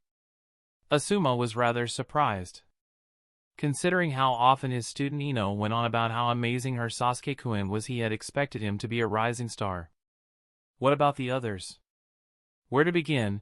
The first time I met the team, Sakura was giggling and blushing over the spoiled brat. Then I learned she has the stamina of a flea. She's a disgrace to Kunoichi everywhere. Ma, I should have Kurinai Yohi scare her straight sometime. The bearded Jonin shook his head. "To your own student Kakashi? That's cold." Kakashi took a drink. How he did so without removing his mask was always very curious to everyone around him. "Naruto is the worst. He screams about being Hokage every chance he gets. Shinobi are silent killers, not loud-mouthed brawlers without any chakra control." Asuma felt bad for his fellow sensei. His team wasn't all roses, but at least they worked together and understood how to act like shinobi. "Hang in there, Kakashi, you're the best of us, surely some of that will rub off on them." Kakashi gave a fake sigh, "Maybe, if I don't kill them first." Asuma laughed and ordered another round. Break. The second week of D-rank missions and training began. After a hard day of chakra control and conditioning, Naruto asked Sakura for a date. Unlike all of the other times back at the academy, Sakura did not pound Naruto. Sakura instead laughed, "Naruto baka, I don't even have the energy to go out with Sasuke-kun even if he did ask me. Kakashi-sensei is trying to kill me." Naruto smiled. He had been turned down, but he hadn't been hit. That must mean he was getting on her good side. Soon enough she would be going out as his girlfriend, believe it, he thought to himself. Sakura made her way home. She was enamored with her medical nin textbooks. She was leaning heavily toward that type of training. Soon she would be working with Kakashi-sensei on Jinjutsu. Sakura was not stupid, she had seen the rapid improvement Naruto had made. And of course her Sasuke-kun was miles ahead of her. She was the weak link on the team, but if she could master healing or Jinjutsu she would be useful and provide a great support key. Kakashi-sensei had talked to them about how a team worked together, using their key strengths in the best possible way. In that way they would be greater than the sum of their parts. Synergy was the word he had used. Sakura had thought about it long and hard.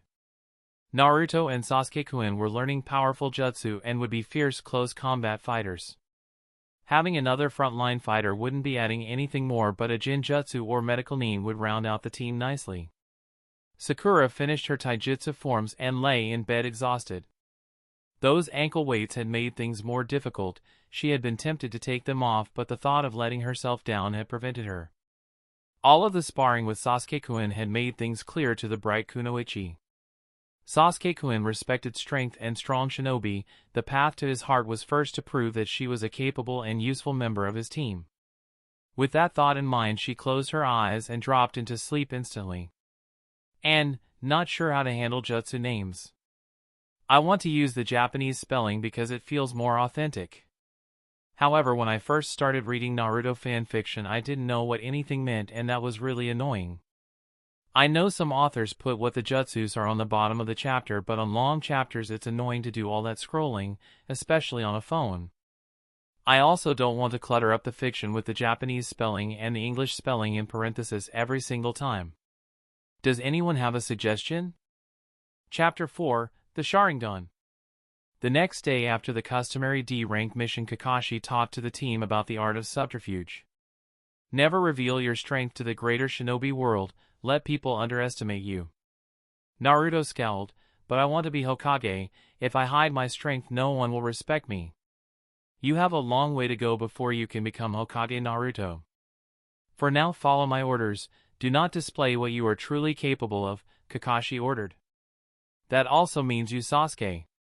You have a reputation for being a genius and were the Rookie of the Year. So I want you to fix this perception. Sasuke looked stunned. What do you mean? It's simple, Sasuke, Kakashi explained. I want you to pick a fight with Choji at the restaurant they like to eat out at after training. But I'll defeat him easily. I beat him at the academy, and since then I've only gotten stronger. Kakashi gave him a nice smile. That's why you'll throw the fight. Let him defeat you in front of everyone. Sasuke scowled. He understood the purpose of hiding your strength, but it gnawed at him. He was an Uchiha. He had his clan pride to think of. Kakashi eyed the young heir. It won't be forever, but for now it's best if everyone thinks this team is trash. Sasuke narrowed his eyes. H&N. Sasuke thought about it and considered that this might be another of Kakashi's little tests that he threw their way. Thinking about it rationally, what was a little humility compared to what Itachi had done to him? If this little farce would cause him to stay in the good graces of his sensei and allow him to progress in his training, then so be it. Fine, but it's going to be hard to look that bad. The group went to Choji's favorite barbecue spot. Before they went in, Kakashi said, I consider this your first test on subterfuge. If you fail, I promise you no C-rank missions for a month. The team shuddered at the thought of even more D-rank missions. Even with Naruto's clones, they still were incredibly boring and frustrating to deal with. They walked in doing their best to act normal. Ino was the first to spot them. Hey! Look everyone, my Sasuke-kun came to visit me. The young blonde jumped up to give Sasuke a hug. Sasuke stepped away and snarled, I did not come here to see you. You're a pathetic fangirl on a pathetic team. Between the laziest ninja and the biggest fat ass in Konoha, I'm surprised you can even succeed on D-rank missions. Stay away from me. Choji slammed his hands on the table and growled out, What did you call me? Kakashi shouted out harshly, Sasuke, apologize right now. Sasuke grimaced and walked over to the now standing larger boy. Sorry, fatty. Choji saw red and swung at Sasuke. Sasuke ducked and struck out with a slower than normal kick. Choji easily grabbed the leg and pulled Sasuke hard, sending him careening to the ground. Choji jumped up and then body slammed his weight onto Sasuke. Sasuke could have rolled, but he was here to lose at his sensei's instructions. Instead, he made his eyes unfocused to make it look like he was stunned when he hit the floor. Sasuke regretted not moving when the crushing weight knocked the wind out of his lungs completely. Choji pounded Sasuke before Kakashi and Asuma quickly pulled him off the boy. Don't you ever call me fat. I don't care who you are. The entire restaurant was shocked. The Uchiha heir had just been beaten by Choji. Granted, Choji wasn't bad for a shinobi, but he was middle of the road as far as genins were concerned. Kakashi apologized to Choji and would make sure his student was properly disciplined for his rude behavior. Sasuke was bleeding from the mouth and a rib ached, but he was able to stage her out under his own volition. Ino looked shocked at what had happened. Her first instinct was to yell at Choji for hurting her Sasuke-kun, but after a second thought she realized Sasuke had acted like a complete jerk. She still thought he was hot, but if his personality was so abrasive, maybe she should tell Sakura that she could have him. Naruto also apologized. Sorry about that, Choji, but Sasuke is a real jerk. I wish I was on your team. Choji grunted and returned to his food. Sakura huffed and said, "You're just lucky Sasuke wasn't expecting to get attacked, otherwise he would have creamed you." "Shut up, forehead," Ino responded. "Let's just eat in peace." Naruto was agreeable, but Sakura feared Naruto's ability to stay in cover, so she said, "Alright, fine, but we're leaving." Naruto looked confused. "We are?" "Yes, Naruto Baka." The pink-haired girl grabbed her teammate by the scruff of his orange jumpsuit and marched out of the restaurant. After they were a bit away from the restaurant, Kakashi congratulated Sasuke. "Well done, I'm impressed you were able to get past your pride." Sasuke narrowed his eyes. "Tell me, Sasuke, do you know the other reasons I told you to do this?" Chunin. Sasuke was not in the mood to guess. His sensei gave him an eye smile. "Pride kills in battle. I wanted your pride to take a blow so you won't act like a foolish ninja when a real battle begins. Arrogance is a death sentence. If you take that lesson to heart, then I have succeeded as your Jonin sensei." Sasuke stayed silent and kept walking. Kakashi knew this had been hard for his student, but it had been necessary. Due to Sasuke following his instructions, it was time to provide the carrot. It was time to unlock the Sharingan. And I know just the person who can help me with this. Break. It had been another exhausting day of training with Team 7 for Sasuke. He disliked some of the things his sensei required of him, however he could endure them. If it made him stronger, then he would endure anything. Today Kakashi had them use Kawarimi no Jutsu, substitution jutsu, to race against each other. Using that jutsu as fast as they could with logs spread 10 meters apart, it had been a 200-meter race. Sakura had gotten off to an early lead, her chakra control a strong advantage in this type of race. Sasuke had quickly caught up though. After the 5th substitution, she had needed to rest in between substitutions. Sasuke had won the race and immediately saw the battlefield implications. Being able to do this move quickly would mean the difference between life and death. Sasuke made it back to the empty Uchiha district. The place was a ghost town, all thanks to his brother Itachi. Every time he saw it would swear vengeance anew against his brother. How could he have massacred his entire clan? How could he have left him all alone? Hot rage burned within the young orphan. He would make Itachi pay. Sasuke sensed another presence just as he reached his home. He whirled around, hand on a kunai, as he saw 2 figures approach. They walked without haste.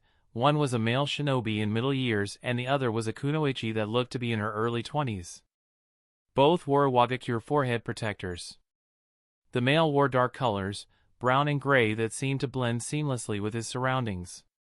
It was form-fitting and he looked to be carrying nothing but a single scroll at his waist. The kunoichi had an assortment of kunai and other sharp implements attached to her vest and had a short curved sword on her left side. Her outfit showcased a slim figure revealing curves that most adolescent boys would have drooled over. Sasuke warily watched as the pair approached. What were IWA shinobi doing here? Don't come any closer. Why are IWA shinobi within the borders of Konoha? The 2 figures stopped. The female eyed Sasuke with hungry eyes while the male responded. Greetings, Sasuke-san. We have come from IWA to make you an offer. An offer? Yes, that Subterfuge wants to extend the hand of friendship to you. Leave Konoha and join a village that will help you gain strength.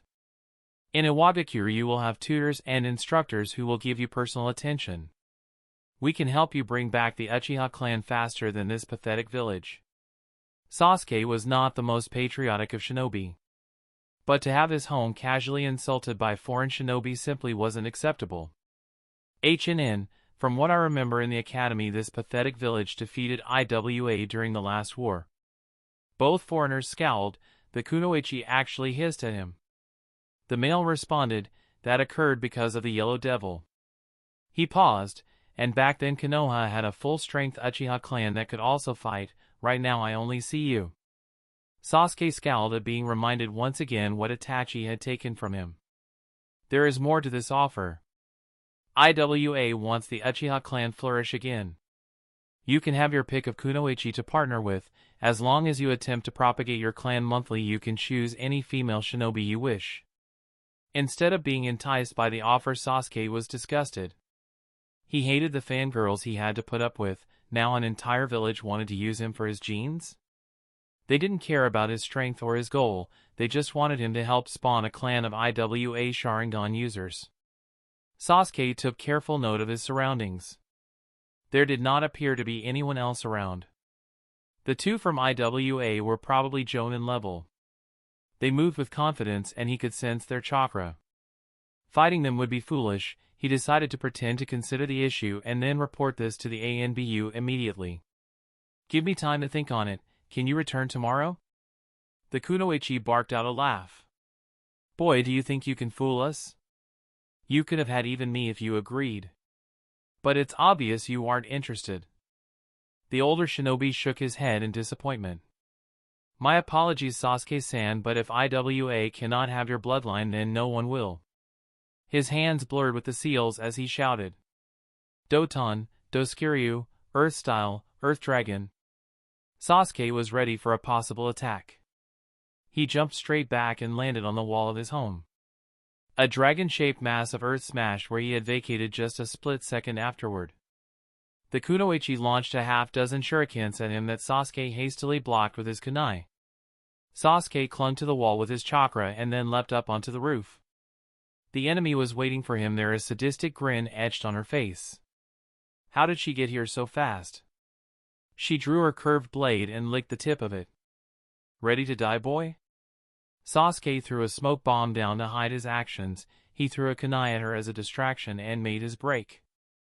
A blade slashed out of the smoke. He barely avoided taking a serious wound. As it was, he had been nicked on the shoulder. Sasuke tried to back away, but his enemy was too fast. Her blade was everywhere and it took every ounce of skill Sasuke possessed just to keep from being sliced open.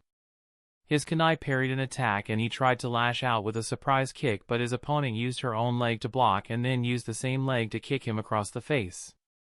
Sasuke turned with the blow to avoid serious damage. Rolling in the direction of the kick, he threw his kunai to free up his hands, then rushed through the necessary seals. Katon, Gokaki no Jutsu, Fire Release, Great Fireball Technique. She dodged to the left, avoiding being burnt to a crisp. She lunged back into the fight. Sasuke took another cut, this time across his ribs. Sasuke had lost track of the second shinobi. This wasn't good for the last Uchiha.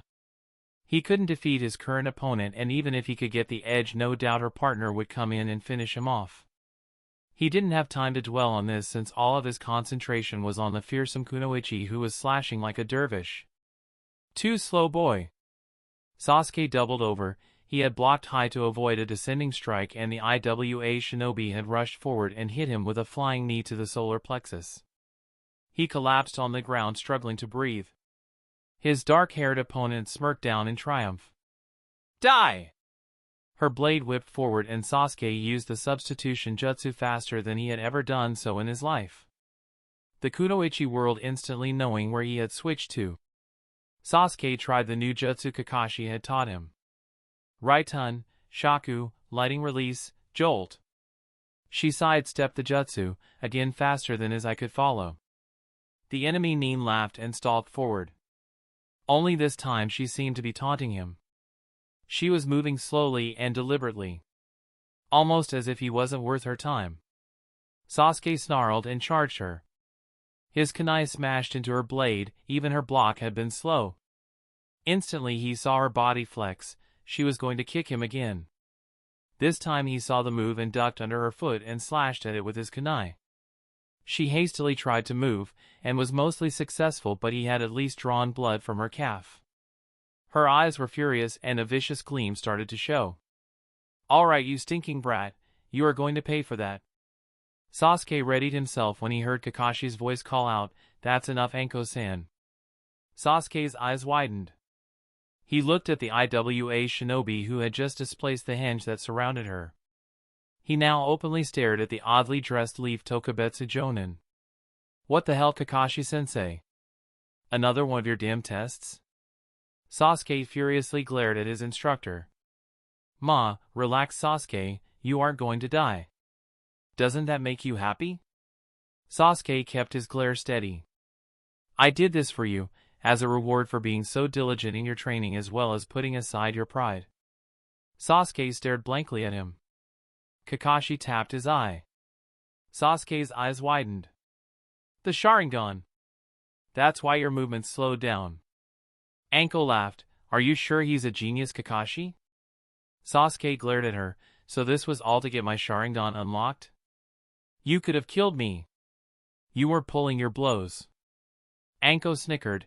I had it under control, and besides, from what Kakashi tells me, the easiest way to unlock the Sharingan is to be in fear of your life while trying to watch someone fast. Sasuke resisted the urge to lash out at the both of them and only stopped himself because he knew it would be futile. Konoha's snake mistress then said, Well, it's time for me to get going. Remember our deal, Kakashi? Kakashi nodded once. Hi, just remember to keep quiet about tonight. Anko shunshined away, leaving Kakashi alone with Sasuke. Sasuke was torn between relief he wasn't going to die, triumph at unlocking the Sharingan, and anger at the Jonin for putting him through this. With the Sharingan you will be able to learn jutsu very quickly. We'll begin tomorrow. And of course do not reveal it to anyone outside of our team. Sasuke breathed out slowly and let his anger out. Hi Kakashi-sensei, and thank you. Kakashi smiled beneath his mask and jumped to the next rooftop back to his own home. Break. It was drawing close to the end of the second week of Kakashi's training regimen. All of his students were finally getting the level the academy should have gotten them to. Kakashi supposed it could have been worse. 2 weeks was only 2 weeks after all. He thought about the progress each had made. Sasuke had unlocked the Sharingan, greatly expanding his ability to fight in close quarters. In addition, it allowed him to copy jutsu. Kakashi had already shared several with him. Unlike everyone else without the dojutsu, learning ninjutsu was a piece of cake with the Sharingan. It wasn't perfect. The Sharingan saw almost everything, but since each shinobi's chakra system was different, it had to be adapted to the user's very own chakra system in order to get maximum effect. But as a learning tool, the Sharingan was unsurpassed. Even Naruto's Kage Bunshin training technique paled in comparison. Beyond just the Sharingan, Sasuke had begun to act as part of a team. He was motivated to help the rest of Team 7 so he could progress further and faster. His comments to Sakura after their spars were a lot less harsh, and his insights he provided Sakura had helped. Moreover, Sasuke realized that as opposed to being a hindrance, his team could actually help him get stronger. His pride was still there, but now it was hidden as the boy forcibly suppressed it. Kakashi knew part of it was an act. Sasuke still thought he was the latest and greatest shinobi to join the ninja corps. At 2 weeks the elite Jonin would take it. After all, if you fake something long enough you start to actually become it. It was a problem for deep cover ANBU operatives, and Sasuke had none of ANBU's personality retention training.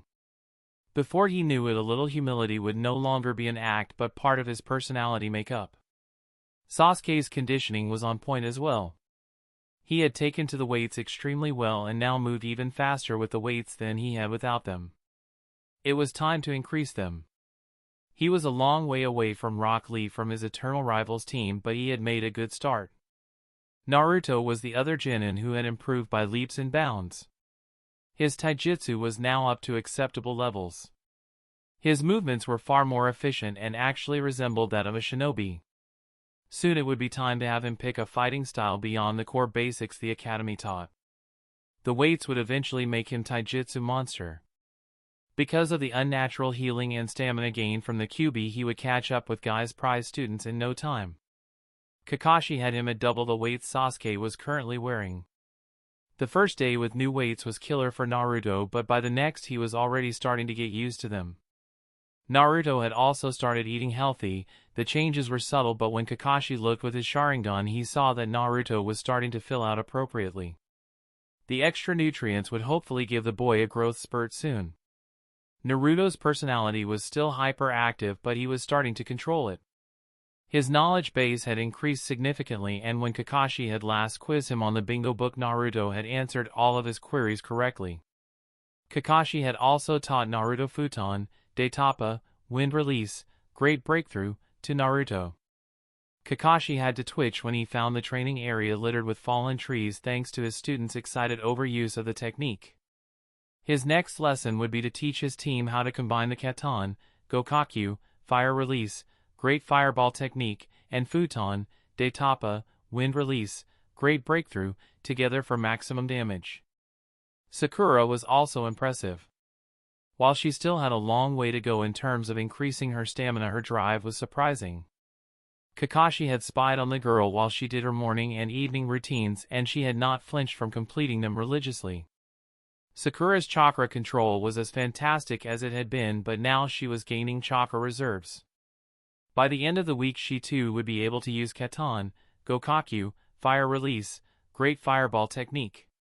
Technically, she still wouldn't have the chakra reserves for it, however, because of her extreme chakra control she could still make the jutsu work, it just wouldn't be as powerful as a normal shinobi's. Of course, that will be after less than a month of chakra conditioning work. Give her another month and she'll be able to use it just as well as anyone, Kakashi thought to himself. After she mastered that technique, he would give her an entry-level genjutsu to use, then she would need to make a decision on which path she was going to take. Genin or Genjutsu Specialist, either one would enhance the overall capabilities of Team 7. Kakashi settled into his humble abode. After a long day of training his genins, then doing his own physical conditioning and training, he decided to relax by reading one of his Ika novels. A new one had just come in and he had been looking forward to it. He had been tempted to relapse into old bad habits and just read it while his genin trained, but he had forced himself not to. Tomorrow would be a day dedicated to team tactics and combination attacks. If they took to it well enough, he might throw them a bone and let them go on their first C-rank mission. Chapter 5, Land of Waves.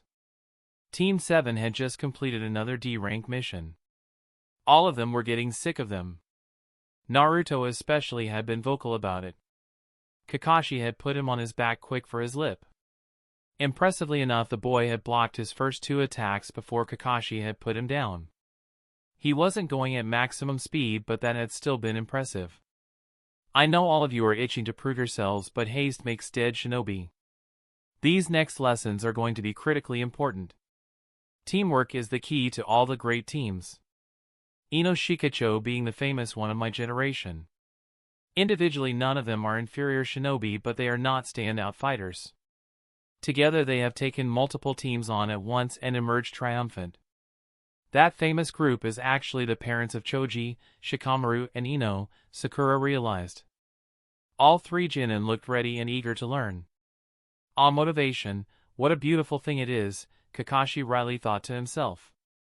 Alright, first up I want Sasuke to use Katon, Gokakyu, Fire Release, Great Fireball Technique, and Naruto you will use Futon, Daitapa, Wind Release, Great Breakthrough. Kakashi walked up to a tree and carved an X over the center of its trunk. This is your target, oh, and Sakura stand back a bit. Futon, Daitapa, Wind Release, Great Breakthrough. Katon, Gokakyu no Jutsu, Fire Release, Great Fireball Technique. The 2 ninjutsu collided together and blew the tree apart. The firestorm smashed the tree into pieces. It continued on to blacken the trees behind it. Kakashi had one of his clones use a water jutsu to put out the flames that had caught a few of the trees nearby. The genin merely stared with wide eyes. When you practice this technique, don't use it on any more trees, otherwise we'll lose our village named Sake, Kakashi joked. Naruto let out a yell. That was amazing. That attack could destroy anything. Kakashi's eye twitched. Naruto, there are plenty of defenses against the attack. Who can name a supplementary jutsu that could stop this attack? Sakura answered, Kawarimi no Jutsu, Substitution Technique. Kakashi graced her with an eye smile. Correct, attacks like the one you saw can be defeated with minor chakra output. Naruto squinted with his eyes. Then what is the point? Why did we learn these jutsu if they aren't going to help? Kakashi answered, because sometimes there is nothing nearby that can be used to switch places with. Additionally, if the shinobi is caught unprepared, this attack can hit them before they realize the danger they are in. Or the shinobi is using their own jutsu on you, so not only do you counter their attack but crush them with this. Maybe your comrade put them in a genjutsu, even if it only lasted a second, it would be long enough for this jutsu to kill.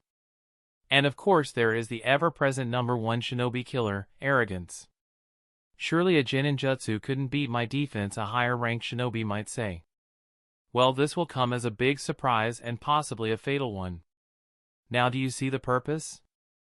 Naruto rubbed the back of his head in embarrassment. Sasuke had thought of some of Kakashi's scenarios, but not all of them.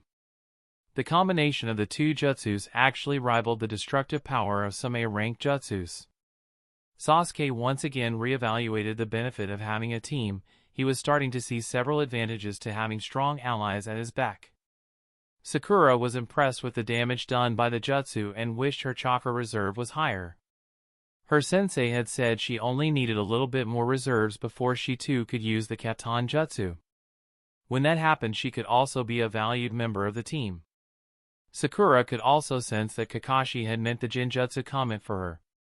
Sakura was falling in love with the concept of being a medic nin, but would keep an open mind when Kakashi-sensei taught her a genjutsu. This is a kill move and should be used with caution if we need the target alive. Speaking of which, let's talk about protocol for keeping enemies alive, Kakashi told his team. If dealing with an unknown shinobi, everyone should fight to kill. I've mentioned it in previous lesson, but it bears repeating. Kill quickly. A wise shinobi knows that they are in danger until the opponent is dead. Kakashi gave Naruto a look. Naruto here will be calling out our opponents based on the bingo books I've had him memorize. If the enemy is Chunin or lower, it is safe to attempt to capture. If you recognize a Jonin level foe, let us know and we will fight to kill.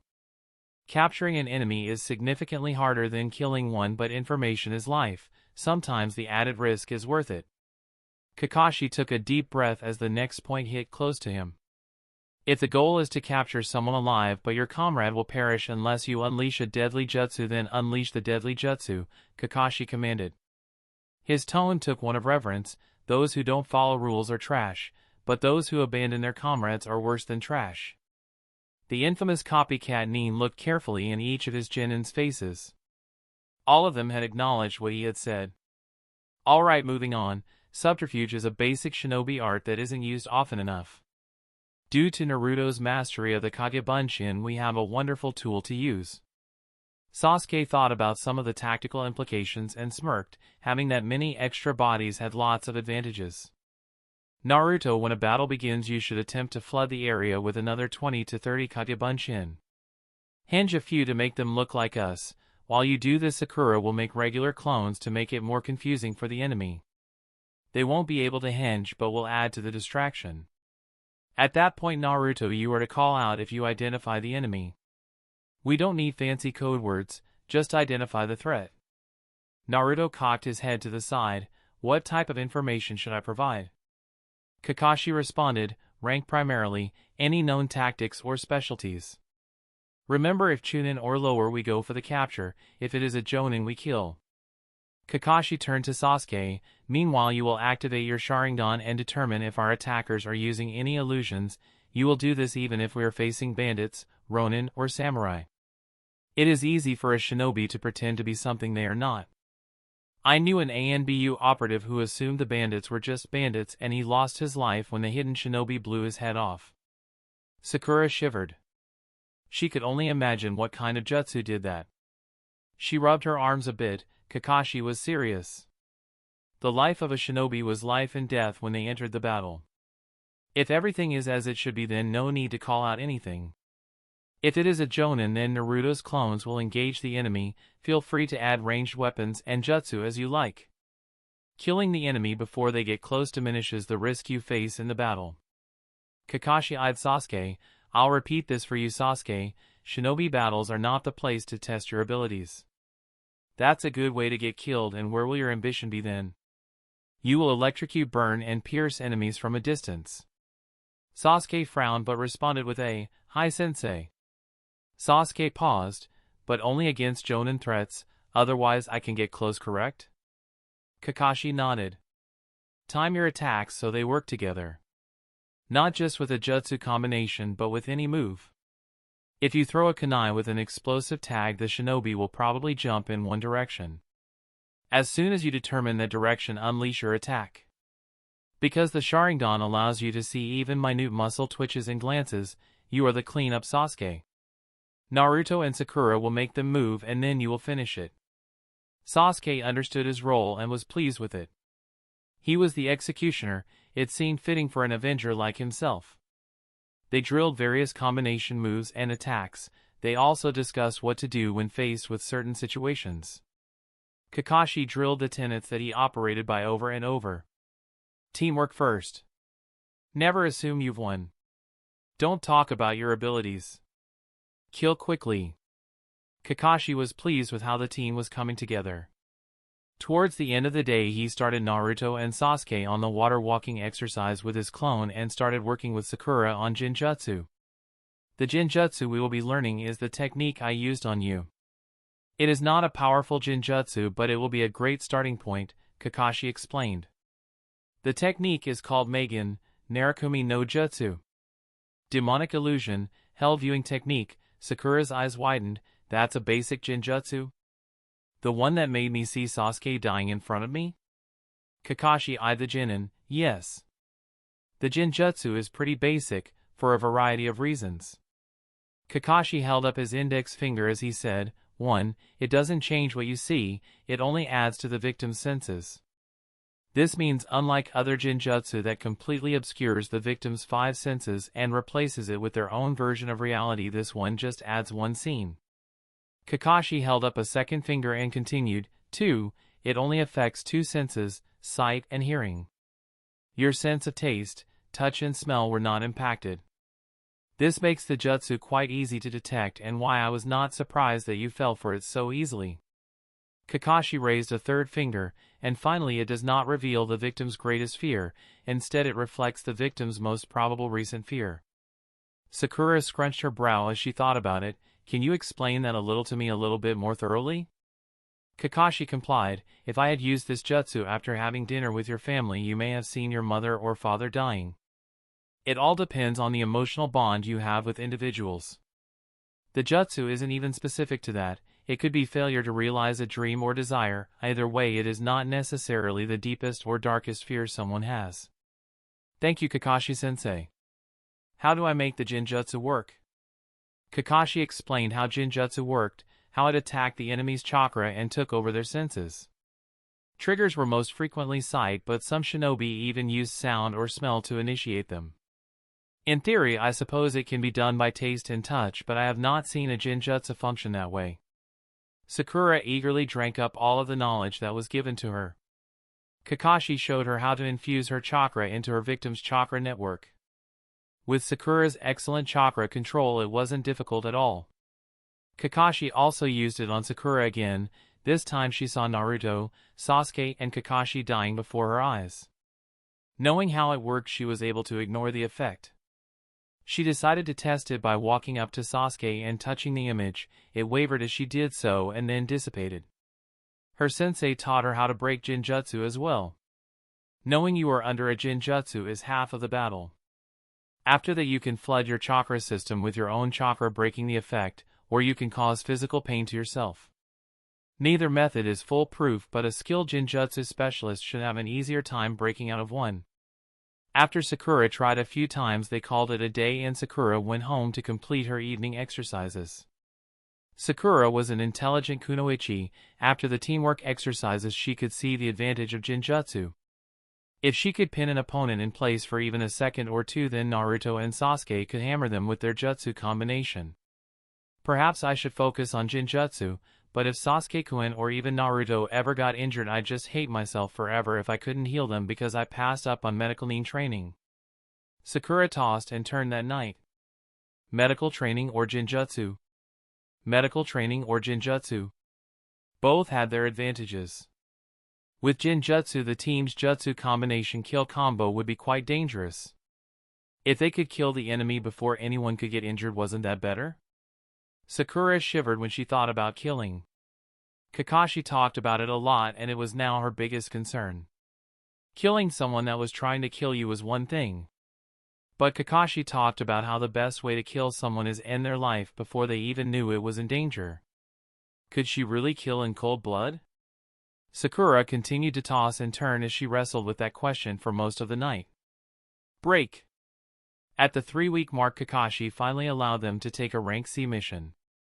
The final jutsu he wanted them to master before taking a higher rank mission was the Shunshin.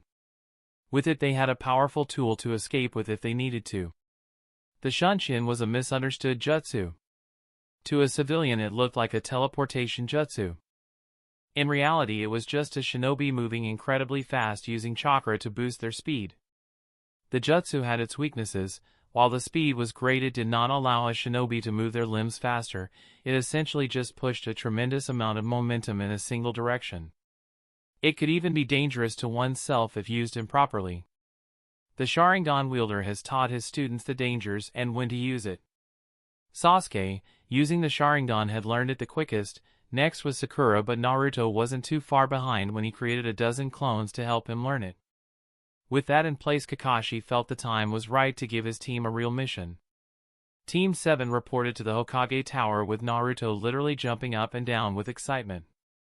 Kakashi stopped the team. Naruto, if you want to go on the mission, settle down. You are embarrassing the team. Naruto forced himself to calm down. Sorry, Kakashi-sensei. Kakashi was handed the mission folder. We will be escorting an architect to Nami no Kuni. Kakashi scanned the paperwork. Our client is concerned about increased bandit activity preventing his workers from completing a bridge. This should be a simple C-rank mission. Bandits will be no match. But remember, arrogance can get you killed, so I want everyone to be on their toes. The 3 genin nodded and Kakashi motioned them to follow. It was time to meet their client. The Hokage was there and Naruto had to avoid saying hi to his Gigi. Kakashi had been very firm with Naruto on how to act around a client. The client stepped out drinking from a bottle. He took a swig and said, "What? I paid for bodyguards and all I get are little kids?" Naruto scowled. "Who are you calling a little kid?" Kakashi's eye twitched. The Hokage merely chuckled. "Tazuna-san, you have one of the Leaf's best shinobi, an elite jonin with you. You will be more than safe in his capable hands." Naruto pointed his thumb at himself. "And me! I'm going to be the next Hokage and then you'll have to respect me." Hiruzen attempted to suppress his mirth at Kakashi's expense. With his crystal ball he had seen exactly how hard Kakashi had trained Team 7. He had also seen how hard Kakashi had worked to get Naruto to act like a proper shinobi. Kakashi's frosty tone was not lost on Naruto. "If you are done, Naruto, it is time to prepare for the mission. Meet at the front gate and prepare for travel. Since we are escorting a civilian, the trip to Nami no Kuni should take 2 days. Naruto suppressed a groan. He had already made his sensei mad and the mission hadn't even started. "I'm going to do better. Kakashi-sensei is going to be proud of me for the rest of this mission." Naruto made this silent promise and intended to keep it. 2 later they were all at the front gate. Tazuna looked impatient to be on his way. Kakashi eyed him. Something didn't feel right about the mission. Kakashi decided to let things go. It was doubtful that anything on this mission would pose a challenge to a shinobi of his caliber. Furthermore, his team had dramatically improved with his training. All the same, he would be on his guard. Overconfidence was the sure path to death. "Alright, Naruto, since we are leaving Konoha, I want you to create 8 clones. Have them fan out at variable distances within a mile of the group. If one of them sees something, have it dispel so you can then inform us. Try to have them be at least a little stealthy," Kakashi ordered. "No problem, Kakashi-sensei." Naruto quickly made the required number of shadow clones and sent them on their way. Tazuna did not know much about shinobi abilities, but that one sure looked useful in keeping him safe. He felt a bit bad about lying to the shinobi, especially with the fact they were just kids, but this was his country's only hope. During the first hour of the journey, Naruto was keeping a sharp eye out for any sign of danger. In fact, he was a bit too jumpy as he twitched and prepared for battle every time a woodland creature moved. Kakashi cautioned Naruto, "Naruto, while it's good you are taking it seriously, it's important that you stop sounding false alarms." Naruto flushed. All of the talk about death and killing and battle tactics had made him a bit jump. Kakashi added, "And keep in mind, even if you did spot an enemy coming, it's not always a good idea to sound the alarm. If they feel they have the surprise when they don't, it can be a nasty surprise. So calm down a bit." "Hi Kakashi-sensei." The journey continued for another couple of hours when Kakashi saw a puddle of water.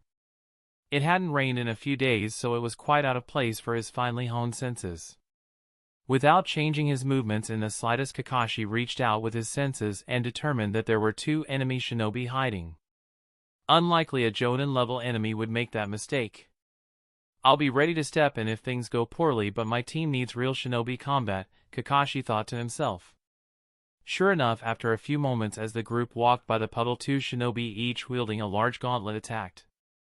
They struck at the most dangerous target first. Kakashi completed an undetectable replacement jutsu right as a chain that connected the 2 gauntlets and shinobi together was wrapped around him. Kakashi stayed hidden off to the side as he watched what his team would do.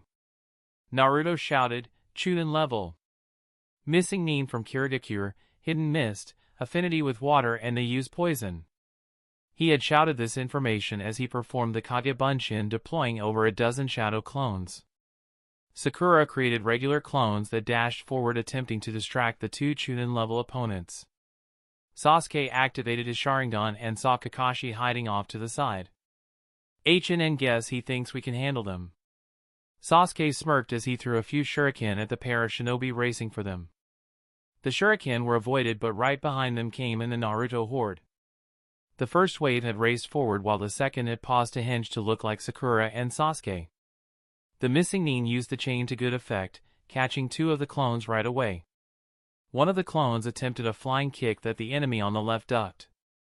Another clone attempted a strike at the torso of the one on the right. A quick jab made the clone poof into smoke. The final clone of the first 5 came in right behind the clone that had just been dealt with and kicked him in the kneecap. The blow was strong and Goza's leg buckled underneath him. The second wave of clones had arrived, mingled in with Sakura's images. The mass of opponents they were suddenly faced with surprised them. Goza had to release the chain and quickly defend himself as multiple clones attacked. Several more went poof, but Naruto just grinned and made more. Sakura fired off a pair of kunai, further distracting the 2. Sasuke chose that moment to strike. As Meizu blocked the kunai with his gauntlet, Sasuke dashed forward with surprising speed. His fist slammed into his opponent's ribs. Meizu grunted and tried to bring his poison-tipped gauntlet around, but with the Sharingan spinning it was telegraphed and easily avoided. A Naruto clone kicked the back of Meizu's calf, sending him to the ground.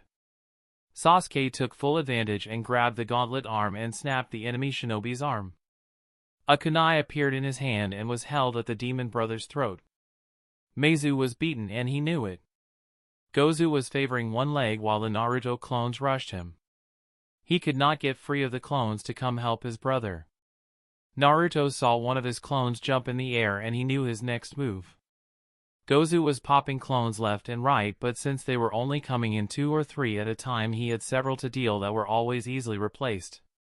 The clone that leapt into the air was quickly hit with a kawarimi from the real Naruto, who was now in the air and in perfect position to use his jutsu. He flashed through the hand signs in mid-air. Futon, Daitapa, wind release, great breakthrough. The blast of air crashed down at an angle on Gozu. The blast destroyed several clones, but that was just fine by Naruto. The gale force wind slammed Gozu into the ground with tremendous force. Because it was at an angle, he slid a good 15 feet, the abrasive ground cut through his clothing and ripped up skin. Even before he finished sliding, several clones landed next to him and pinned him down. One held a kunai at his throat. "Move and you die," the Naruto clone said in a calm voice. Sakura had been defending Tazuna after throwing 2 of her kunai. She was relieved and happy that the battle was over.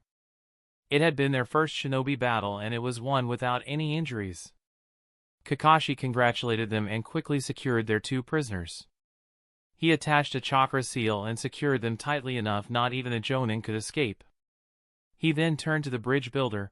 we need to talk about what is really going on. Tazuna looked around. What do you mean?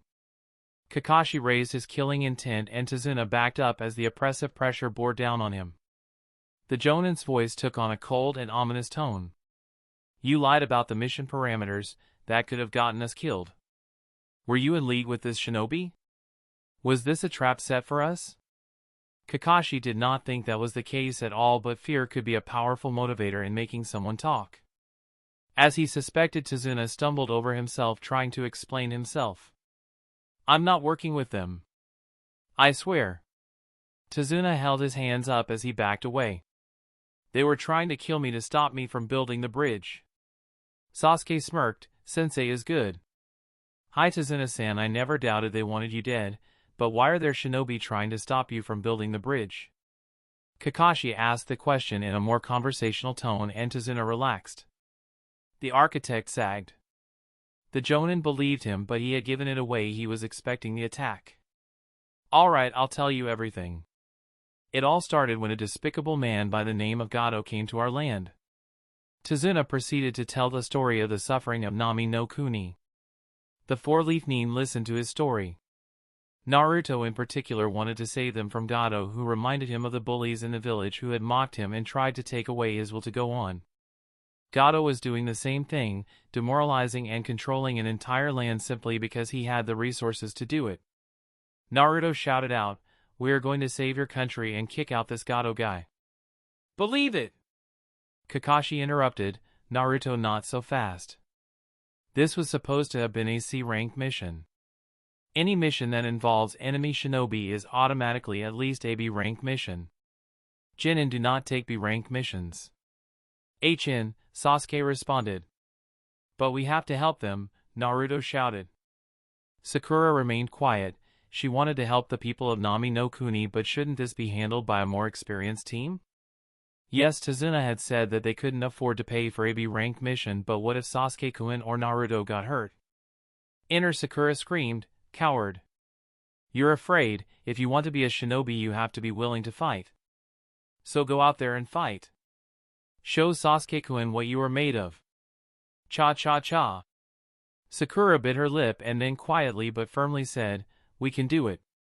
We are a team and look at what we have accomplished.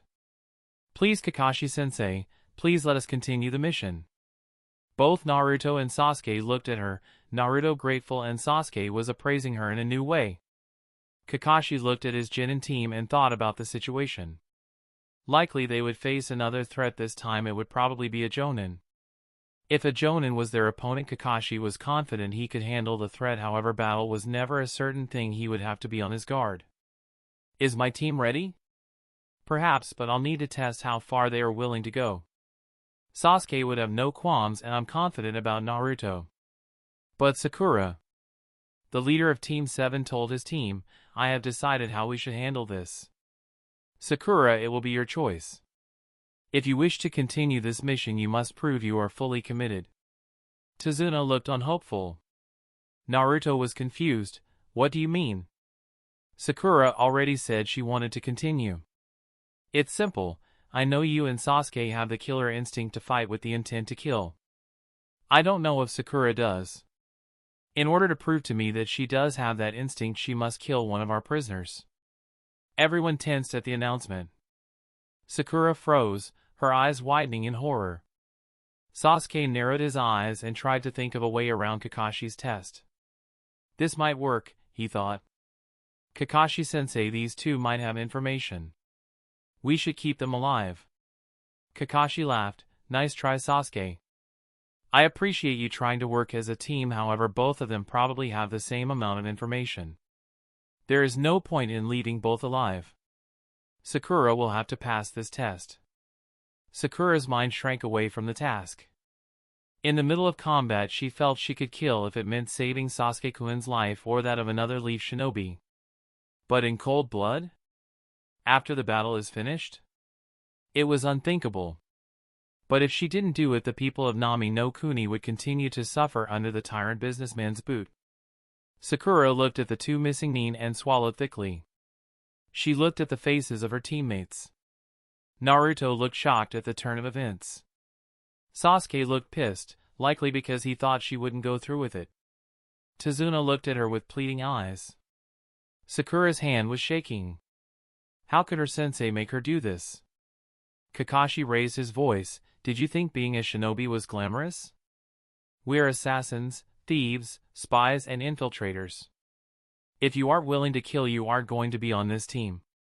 Don't mistake my meaning, Sakura. If you don't kill, you will remain on Team 7. I will give you future chances. However, at some point or another, I will require that you kill someone. If you can't do that, then drop out and work at the Konoha hospital. Sakura didn't want to let her team down. She didn't want to let the people of Nami no Kuni down. She pulled out a kunai. Her hand trembled. Tears welled at her eyes. This was the moment of truth. A heavy weight pressed down on her chest. If she did this, her path in life would be different than she had ever dreamed it could be. Would she walk the killer's path? Chapter 6, Demon of the Mist. Naruto watched his crush with bated breath. He was angry with his sensei for putting her through this. Sakura was being torn apart by the weight of her decision. Sakura took a deep breath. Before she could change her mind, she pulled out a kunai and threw it at the helpless shinobi. The kunai sank into the soft flesh of Goza's neck. Death took the shinobi and Sakura felt a chill cover her body. Kakashi walked over to Sakura and gently cupped her face. Good work, shinobi. The word shinobi was said quietly yet forcefully. It imparted meaning that was not there before. Meaning that was not there prior to the taking of a life. Sakura stood proudly for a moment, her chin lifted up. A sudden sickening sensation filled her. I'm proud? I'm proud I murdered someone in cold blood? Sakura turned away and ran 4 steps before heaving the contents of her stomach out. Naruto went to comfort her, but Kakashi stopped him with a simple shake of his head. Sakura puked her guts out and then collapsed to her knees. Soft sobs filled the clearing. Kakashi summoned Pakken and gave him instructions to take a message back to Konoha. All 3 of his genin made no comment on the summon. The Ninken was a bit miffed but saw the corpse and instantly knew that it had been someone's first kill. Pakken just agreed to take the message and rushed off to the village hidden in the leaves. The pink-haired girl's cries finally stopped. She sniffed a few times and looked at her teammates. I'm ready. They continued their journey to Nami no Kuni. Sasuke remarked to Naruto, are you sure you identified them correctly? They were weak and were Chunin. Yup, I'm sure they were on page 11. Maybe they got rusty? Kakashi interrupted their conversation. Ranks don't mean everything. They may have become Chunin based on their stealth abilities. At first I did not sense them. That means they had Jonin level stealth skills. If it wasn't for their lack of knowledge of the weather here, they would have been able to strike before I was ready. Kakashi gave a small shrug. I probably would have survived, but I could see it working on other Jonin. And it would have been a piece of cake against a Chunin or lower. Their Jonin sensei continued his lecture on rankings. Luck also places a factor in Chunin exams. Each village structures their exam in a different way. It wouldn't surprise me if the village hidden in the mist focuses on stealth as a key to passing their Chunin exams. Kakashi also warned them that rank could be deceptive. There was a genin within Konoha that was probably more powerful than any Chunin servicing in the Leaf Shinobi force. Naruto asked, why hasn't he been promoted? He has refused every promotion. Why? He has his reasons, but they aren't mine to share. They camped at night. Kakashi personally set a number of traps as well as cast a jinjutsu over them to hide their presence. That done, they also set up watches. On the first watch, Sakura talked with Kakashi. Kakashi-sensei, does it get easier? Kakashi looked at her, his gaze steady with a hint of compassion in his single visible eye. Yes. Killing is something that gets easier over time. You will always remember your first kill, but if you have a long and successful career as a shinobi, it will become second nature. Sakura was chilled at the thought of being used to killing people. You kill for a reason, to finish the mission. Ultimately, the mission is the security of Konoha. For your parents, your future children, your teammates, fellow shinobi, and those who cannot protect themselves. By killing your enemies, you keep your village safe, you save lives. Sakura looked like she wanted to say something, but Kakashi continued. Sakura, make no mistake, the demon brothers were destined to die the minute they attacked us. The one we left behind for ANBU to pick up will be interrogated and then executed. If you hadn't killed him, someone else would have. If you choose to quit the team and stop being a shinobi, someone else will fill that role and blood will still be spilled. The copying's gaze took on a harsher appearance. A refusal to kill, to not be a shinobi, does not lessen killing in the world. It only passes the burden on to someone else. Your squeamishness was a risk for Team 7 and you will emerge from this stronger. You are strong enough to bear the burden so someone else doesn't need to. Take pride in that. You bear the sacrifice of the bloody hand so someone else doesn't need to. Sakura thought about her sensei's words. His remarks were perfectly logical and they made sense. But some part of her soul fled from the cold logic that justified the dealing of death. The no longer innocent girl bowed her head. There has to be a better way, sensei. Kakashi sighed. I wish there was Sakura, but we live in a flawed world. Kakashi then grinned despite of the somber mood. But maybe when your teammate is Hokage, he can bring the naive dream that is peace to reality. After all, he is the #1 unpredictable ninja. Maybe he'll just surprise us all. Kakashi's grin slowly vanished, not that anyone could really see it behind his mask, and his tone hardened. Until that day comes, I expect you to be a shinobi and kill as you are ordered to. Hi Kakashi-sensei, Sakura responded. I'll be there for my team. I'll kill when I'm instructed. But there is a better way and this team is going to find it. Sakura promised herself, and when her watch came to an end she closed her eyes and went into a dreamless sleep. Break. The night passed uneventfully. In the morning they continued their journey to Nami no Kuni. Before that occurred, Kakashi had all of his genin remove their weights.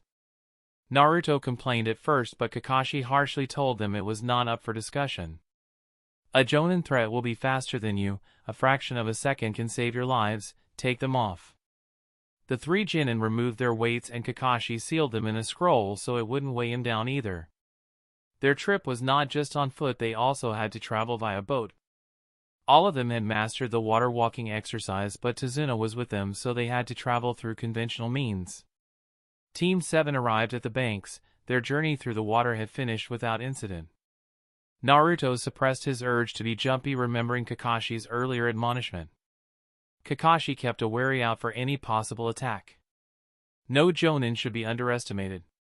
His wariness was awarded as he felt a disturbance coming from the left side. A giant blade spun horizontally, heading straight for Team 7. Kakashi yelled out, "Contact," and then dashed forward. He carefully analyzed the spin of the blade and caught the handle. Driving the momentum downward, he buried the blade into the ground. Naruto instantly performed the Kage Bunshin and Sasuke opened his Sharingan. Zabuza Momochi grunted. He had not expected Kakashi to catch Kubikiri Bocho. Zabuza knew going into this fight it was going to be difficult. Kakashi was one of the Leaf's most powerful shinobi. But to have caught his own damn weapons like that? Kubikiri Bocho was not a light blade by any means, it has shocked him. Zabuza knew he had to be extremely careful when dealing with this opponent. The missing Nin was surprised to see the Jonin's team spring into action. The blonde-haired shrimp had made 30 clones and Momochi could tell that they were actual shadow clones as opposed to the regular variety. The shinobi was wearing bright kill-me orange. Surely he was a joke and not a threat. Once again Zabuza was surprised when the boy spoke in a calm and clear voice. Zabuza, Jonin level threat, missing Nin from Kiridikure. Naruto's thoughts raced as he continued, favors close combat, one of the 7 swordsmen of the mist, skilled in the art of the silent kill. Water affinity. The boy's tone was quick and clipped, but there was no hint of nerves. Zabuza began to let his chakra flow into the air, creating a dense fog. Kakashi was on him in an instant before the mist could even come together. A kunai was aimed at his heart. Zabuza was shocked at the speed. He quickly blocked the arm that was wielding the kunai. Kakashi's Sharingan eye saw the movement and was already lashing out with a taijutsu attack. Arms blurring with speed, he overcame Zabuza's defenses easy and smashed his kunai through his chest. Zabuza dispersed into a pile of water. The real Zabuza retrieved his blade. A tide of orange clones rushed at him, mixed in were images of Kakashi, the pink-haired one and the dark-haired boy. One swing of the blade demolished several of the clones. Much to Zabuza's annoyance, however, is that they hadn't come all at once, meaning he had another wave right after the first. The clones were a distraction, not a serious threat, but he could not afford to be distracted against an opponent of Kakashi's caliber. TCH, he is these brats' instructor, he'll want to save them and I can then get an opening.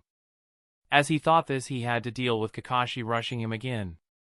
The Jonin was faster than he was. Zabuza swung at Kakashi and the leaf shinobi rolled underneath the attack. Momochi pressed forward, kicking out as Kakashi completed the roll, ready to strike. Kakashi instantly dodged to the right of his opponent, effectively sidestepping away and lashing out with kunai. First blood went to Kakashi as the shallow cut scraped Zabuza. Zabuza ignored the cut and pumped chakra into his feet and rushed the 3 genin and the bridge builder. He smashed through the Naruto clones like they weren't even there. Sasuke saw the Jonin move with speed he couldn't hope to match. His eyes did see where the attack was coming from and met it with the signature move learned from childhood. Katon, Gokakyu no Jutsu, Fire Release, Great Fireball Technique. In the same instant this was occurring, Naruto summoned a fresh batch of shadow clones. Sakura saw her crush blur through the hand signs and added the same attack, but this one aimed above Sasuke's. This would limit Zabuza's possible options. He could not leap over Sasuke's attack. The missing nin snarled at the unexpected elemental attack. Genin typically did not learn chakra manipulation so early. He leapt left, avoiding the burning attack, however his forward momentum was stopped and Kakashi rushed him again. Zabuza swept Kubikuri Bocho in a great arc, trying to force the Jonin back. Kakashi stopped in his tracks and threw the kunai at his opponent's leg at point-blank range. Zabuza twisted his body to the side, awkwardly trying to avoid the blow, even so it still grazed him. A Naruto clone hit him with a flying kick while he was off balance. Zabuza was pushed forward the blow and had to hastily block Kakashi's taijutsu assault. The man forced himself in close, preventing Zabuza from effectively using the blade. Kakashi read every move Zabuza made was dominating him in the fight. Have to get to the water, he desperately thought. Zabuza had taken a blow to the ribs that made breathing slightly difficult, but he had finally put some separation between him and masked shinobi. He hastily performed the substation jutsu without hand seals. The rabbit was ignored by Kakashi, whose Sharingan I instantly knew Zabuza was no longer there. Zabuza rushed forward into the water and started to make a pair of water clones when Kakashi erupted underneath the surface of the water. As soon as his hand broke contact with the surface of the water, Kakashi gathered chakra to form the Chidori. Zabuza was baffled at how the shinobi was waiting for him and how he avoided being sensed. His bafflement didn't last long as the deadly lightning chakra slammed into him. Zabuza had already started turning when he heard the sound of disrupted water, but he was unable to match the speed against the leaf shinobi. The Chidori slammed into his side, smashing up through his rib cage and turning his heart to pulp.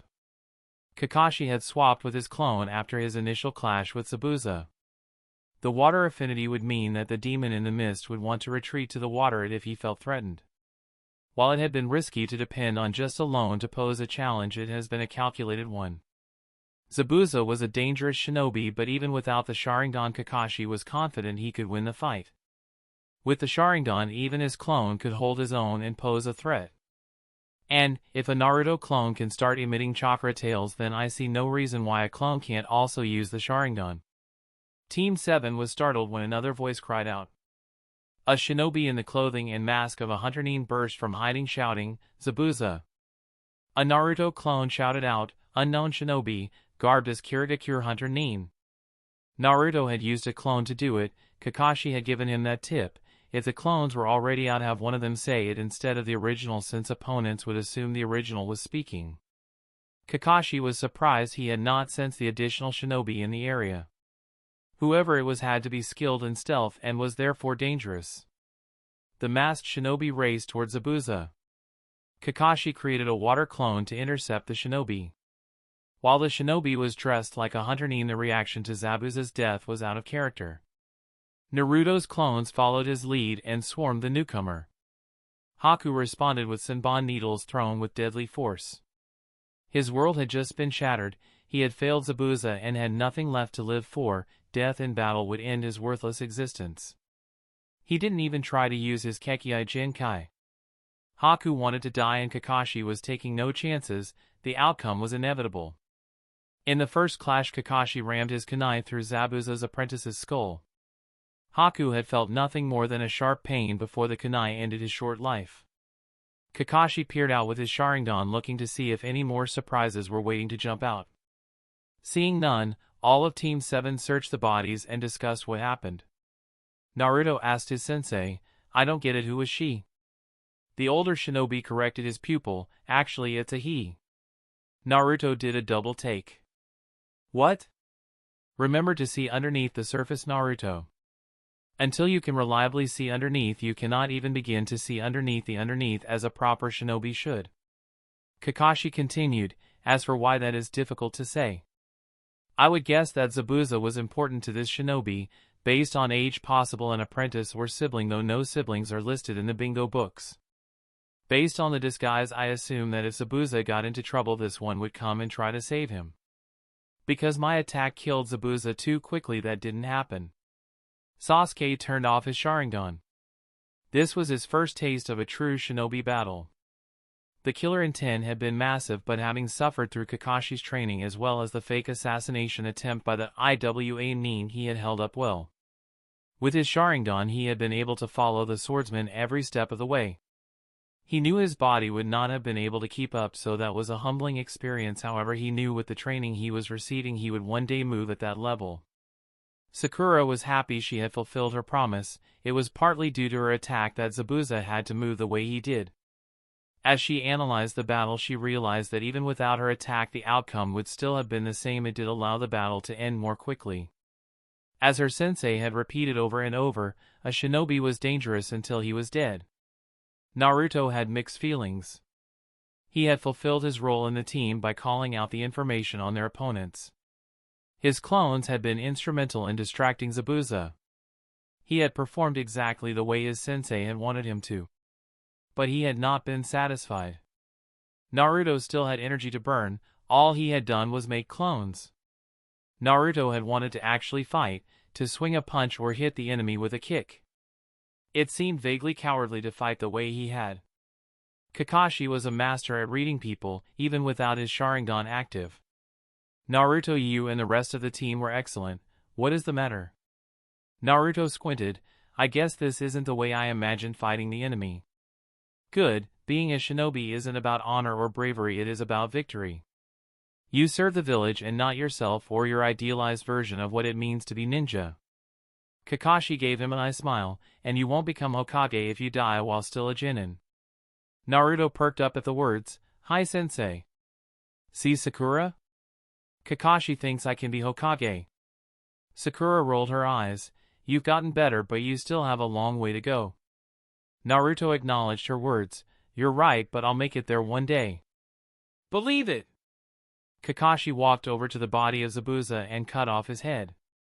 "And as an added bonus, we'll be able to collect the bounty for a rank in missing in Nin."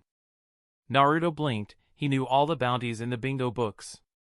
He was going to be rich. Sakura asked, "You did most of the work, sensei. How are we going to split it?" Kakashi looked at his team. "We split it evenly. We are a team. Though, I do expect you to use at least some of the bounty on items useful to your career as a shinobi." Two Naruto clones carried Kubikuribocho and walked with the rest of the team and Tazuna. The team was much more cheerful after hearing about the bounty. Tazuna also felt less guilty about the whole affair since at least the team would be compensated appropriately. He hoped there would be no more attacks before the bridge was complete. Chapter 7, Gato. Tazuna led Team 7 to his home. Kakashi's team met with Tazuna's family and learned of the sad fate of Kaiza, the hero that was executed by Gato's thugs. Naruto was enraged by the unfairness of the action. Sakura was also saddened by the story. When Inari stated that it was hopeless, that no one could defeat Gato, it was Sasuke who shook his head. "You are wrong. Gato is weak, he isn't even a shinobi.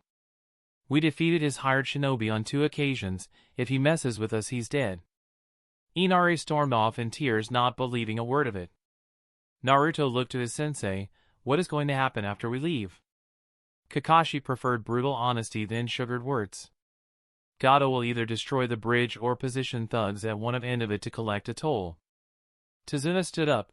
"Gato will try, but once the bridge is built they will see that we can stand up to Gato. They will fight him and his hired thugs." "Doubtful," Kakashi mildly responded. Tazuna quivered with rage. He had poured his heart and soul to building the great bridge. Many had thought he was a fool for doing so, but he would succeed, and no outsider shinobi was going to say otherwise. Sakura stepped in. "Sensei, we have to help these people." Kakashi looked at her. "Our job is to protect the bridge builder, not assassinate business tycoons." Tazuna stared at the jonin. His anger would do him no good. He collapsed into his chair and held his head in his hands. "Please, get rid of Gato for us." Kakashi ignored the impassioned plea. "That wasn't the mission you hired our village for." "I'll add it to the mission." The Sharingan wielder shrugged. "That would need to be approved by the Hokage's office, and considering the financial state of the village, I doubt you would be able to gather the necessary funds." Naruto was furious. "So what? Gato needs to be taken out." The older shinobi looked at Naruto. "Does he now?" "Gato is no threat to Konoha. There is no reason to take him out." Sakura was moved by the village's plight and saw a way she could convince her sensei. "Kakashi-sensei, Gato is a threat to the mission. He will probably hire more shinobi. We don't know if any other missing nin are nearby. If we take him out now, it will cause our mission to be more likely to succeed." Naruto looked at his crush with his eyes shining. "Sakura is so smart," he thought to himself. Sasuke was mildly impressed, and his respect for the pink-haired kunoichi went up a notch. Kakashi gave his cute genin an eye smile. "I didn't think you had learned your lesson so well, Sakura." Sakura felt a chill pass through her. Just the other day she was vowing to find another way than killing, and here she was urging the assassination of someone. She shook her head. "There should be a better way." "But you were right, we do live in a flawed world. And taking out Gato will make it a better place. I want to do it, the team wants to do it, and it will increase the chances of our mission being success." Kakashi looked at his team. "Are all of you in agreement?" They all indicated their agreement. He turned to the bridge builder. "We'll kill Gato for you, Tazuna, but in exchange, when your land is back on its feet, you'll give Konoha favored trade status." Tazuna nearly had tears in his eyes, and he expressed his gratitude to the shinobi present. Tazuna didn't have any official position, but as the person who would build the bridge that connected the land and brought back prosperity, he would be able to get it accomplished. While the Land of Waves was poor currently, it could become an important, if still minor, trading partner with Konoha. Now is the time to act. Right now Gato will have no one but thugs and maybe some disgraced samurai. With that being the only threat, I will let the 3 of you plan and carry out the operation. While surprised, the 3 genin were confident they could handle it. I will tag along in case this Gato fellow has another A-ranked shinobi with him. Your mission parameters are to ensure Gato dies tonight. The method is up to you.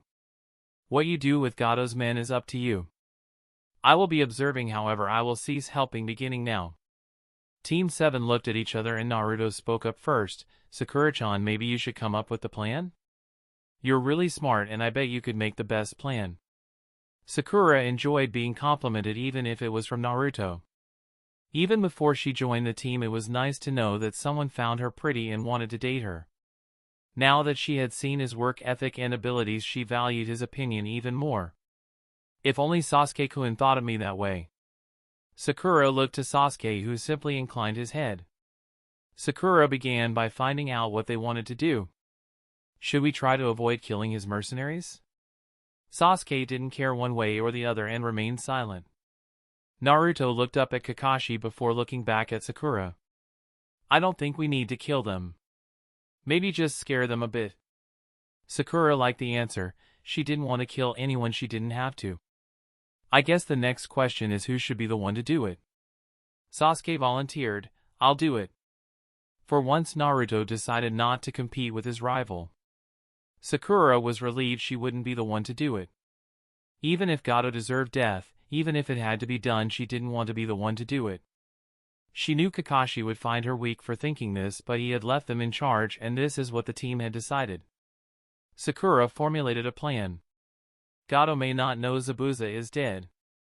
Sasuke can hand us Zabuza and I can hand us his apprentice, and we can go in as if we were going to report what happened. Naruto can make clones of people in the area and be ready to jump in if something is dangerous. Naruto wanted to be closer to the action, but he didn't want to undercut Sakura's plan. HNN, it will do. We should go now. The longer we wait to report, the more suspicious it will be. Sasuke's suggestion was practical and they were in agreement. With the plan formed, Sakura looked to the older Leaf Nin for confirmation. Kakashi just shrugged his shoulders. He had said he wouldn't provide guidance and wouldn't interfere unless another high-ranked shinobi appeared. Sakura swallowed thickly and put on her disguise while Sasuke did the same. Naruto watched his two teammates head over to Gato's base of operations. He had 20 clones positioned around the area looking like civilians. He saw his teammates exchange words with some of the mercenaries guarding the front door. Whatever they said was enough to let them in. Naruto desperately wanted to know what was going on inside but kept his cool and observed. Getting in had been easy for the two genin. Meeting Gato had been even easier. Gato had several mercenaries in the room, include 2 guards who looked like they knew how to handle a blade. What am I paying you for? That bridge builder is still alive. I thought you were supposed to be the demon in the mist. Can't you do anything right? Sasuke smirked and activated his Sharingan. Without his weights he felt as light as a feather. His charge was noticed by the 2 guards who hastily tried to draw their blades in time to defend their master. Sasuke easily sped past them and jammed his kunai into Gato's chest. Pandemonium ensued. The 2 guards yelled out in rage and slashed at the Uchiha. Sasuke was disdainful at the slow telegraphed attacks. Maybe these 2 could bully civilians but not a trained shinobi. With his Sharingan it was even easier as he sidestepped the blows. Sasuke knife-palmed one in the throat and doubled over the other with a spinning heel kick. His elbow smashed into the back of the man's neck with brutal force, taking him down. Sakura jumped to the side and began using a Jinjutsu on the remaining opponents. Sakura used the jutsu Kakashi had taught her. Megan, Narakumi no Jutsu, demonic illusion, hell viewing technique. Of course, unlike other jutsus, she didn't shout out the name of the attack since it would have diminished its effectiveness. Sakura didn't know what the other mercenaries saw, but evidently her jutsu was powerful enough to send them fleeing for their lives. Naruto saw the men fleeing with fright. He and his clones bomb-rushed Gato's base to find both Sakura and Sasuke just fine. You had me worried, they were terrified. Sakura smiled. It was just a simple Jinjutsu, and almost any shinobi could have detected it. Sasuke retrieved his kunai from Gato's still warm body and walked out. Team 7 went back to Tazuna and informed them of their success. Tazuna was amazed at how quickly it had occurred. They had left less than an hour ago. Tazuna didn't know about shinobi. He didn't know that even academy students could kill a grown man easily. Gato was cheap, and so his hired help weren't skilled samurai who could hold their own with shinobi. Instead, Gato favored cheap brutes who could intimidate his victims. He would hire missing men and then turn on them when they were wounded or careless. If things ever went sour, he just threw money at the problem. Incredibly impressed with the results, he told them they were more than welcome to stay at his home while the bridge was completed. They thanked the bridge builder and turned to Kakashi. Kakashi scratched his chin while the genin awaited his judgment of their plan and its execution. Not bad, not great, but not bad. It was faint praise from their sensei. Sakura asked, what was wrong with it? Against Gato and cheap thugs? Nothing really. Any plan would have worked. You used a basic jutsu to hide your appearance so you could get close and eliminate him. The direct approach worked in this case and minimized his chance to flee. Then what did we do wrong? Naruto angrily remarked. You didn't anticipate any problems. You were arrogant. If he did have a shinobi hidden as a mercenary, you wouldn't have known. Your approach was pure brute force. Sakura asked, how would you have done it? Kakashi answered, there were plenty of ways to do it. There is no one right way, but there are ways to minimize risk. Kakashi explained further. For example, Naruto could have used clones to hinge as Zabuza and his accomplice and do the same thing you two did. If there was unexpected shinobi resistance, no one would be in danger of dying. Another option would have been to ambush Gato when he left his base. In that scenario, it would be easier for you to retreat if necessary. All three genin could see the value of what Kakashi was teaching them. While the outcome was never in doubt, it would be a good idea to minimize risk whenever possible. Kakashi had told them in an earlier lesson that success on 99 missions didn't mean you wouldn't die on the 100th. Always minimize the odds of failure and death by approaching every mission with caution. Ego and arrogance led to death. Naruto still had issues with how cowardly it felt to be thinking about minimizing his risk in every way possible. Kakashi had a sixth sense for picking out such thoughts. Naruto, we've had this discussion before. You owe it yourself, Konoha, and most importantly your team to avoid dying. I am not asking you to be a coward. If a teammate is in danger, I expect you to put your life on the line to save them. But don't take unnecessary chances. What if you took an unnecessary chance and your teammate rightly tried to save you? And then they become injured or even killed because of your arrogance? Hi Kakashi-sensei, Naruto replied. Naruto still didn't like it, but he would treat it like eating vegetables. A necessary evil, but one that would ensure he could best protect his team and one day become Hokage so he could protect the entire village. Kakashi had his team turn in for the night. He still had them set up watches. It was good practice for his team and it never hurt to be cautious. Before they did so, he returned the weights to his team. All three of them eagerly put them on. All of them had already improved their strength and stamina through the use of the weights and wanted to continue to get stronger. Break. The next morning they ate a delicious breakfast. The townsfolk greeted them eagerly. They were treated as heroes. They had ended the reign of Gato. Gato's thugs had fled the town that night. Not all of them knew what happened. Some claimed a monster had been unleashed, others claimed that shinobi had ripped people apart with their bare hands. Genjutsu meant that the stories were even more outlandish than what had actually happened. At the bridge there was no shortage of volunteers to help. Kakashi also had Naruto make dozens of clones to help move supplies and materials. With the additional help and the clones, Tazuna would be able to get the bridge finished ahead of schedule. Kakashi continued to train his team while the bridge was constructed. His training was focused almost exclusively on taijutsu and team tactics. Sasuke was the undisputed champion in the sparring within the squad. His Sharingan allowed him to read moves through the tiny changes in muscles as someone prepared an attack. With the weights on, both he and Naruto were at similar speeds. In addition to the Sharingan, Sasuke's taijutsu was simply superior to Naruto's. However, Naruto had more weight on than Sasuke. A fact that irked the Uchiha. How was the dead last able to surpass him? He had demanded Kakashi up the weights and Kakashi refused. And don't even think about doing it yourself, you'll increase the chance of sprains and fractures by moving too quickly. If you exhaust your muscles, you'll do more harm than good. Then how is he able to take all the extra weight? Kakashi gave him a nice smile. That's a great question, Sasuke. Naruto is able to heal faster than others. The reason for that is a secret.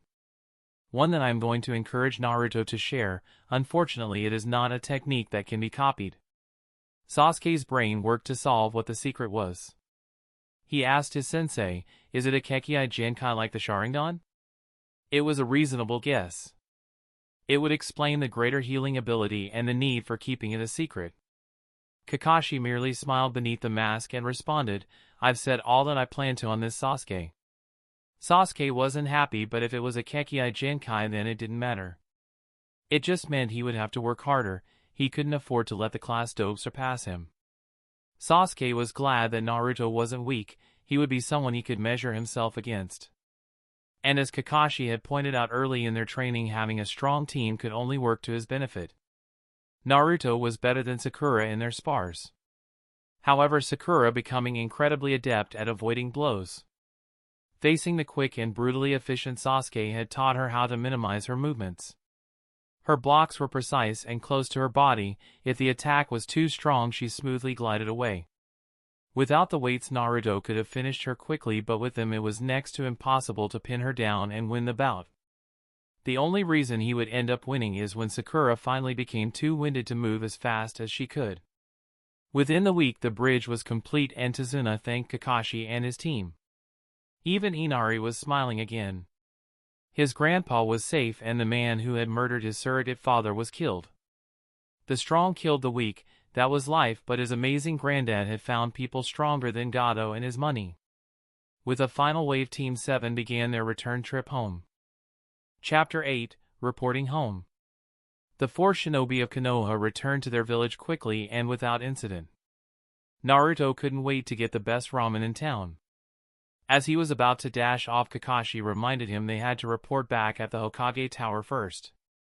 Ah, but ramen! Kakashi's one visible eye twitched violently. Every time he thought he was making progress. The 3 reported directly to the Hokage. Sarutobi had a pipe in his mouth as he saw Team 7 enter to make their report. The first report had led to the mission being upgraded to a rank B mission. The second report after the battle that led to the death of Zabuza turned it into an A rank mission. Hiruzen had great confidence in Kakashi's abilities, but really this was a bit much for a young genin team's first mission. Kakashi made his report efficiently and effectively. The Hokage's eyebrows shot up at having the genin kills so quickly. He had wanted them to retain their innocence a little longer. He shook himself out of his thoughts as the elite Jonin continued the debrief. When Kakashi finished, the 3rd Hokage smiled at the 4 shinobi. "You exceeded my expectations, well done."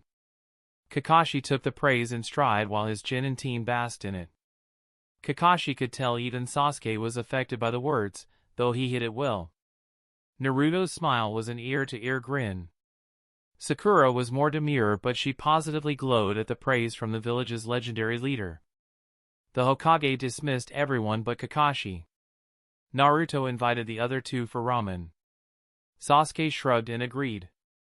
Kakashi would expect him to be part of the team. With Sasuke going, it made Sakura's choice a foregone conclusion. All 3 of the genin headed to Ramen Ichiraku. Hiruzen looked at Kakashi. "I understand you don't want it in writing that Sasuke has unlocked the Sharingan?" "Hi, if no one knows Sasuke has developed the Sharingan, he will be better protected. A live Sharingan can make him a target. Furthermore, it always helps for a shinobi to be underestimated." The Hokage chewed on his pipe and thought. "I'll keep it out of the written reports. I understand caution, but only a few people have access to the reports.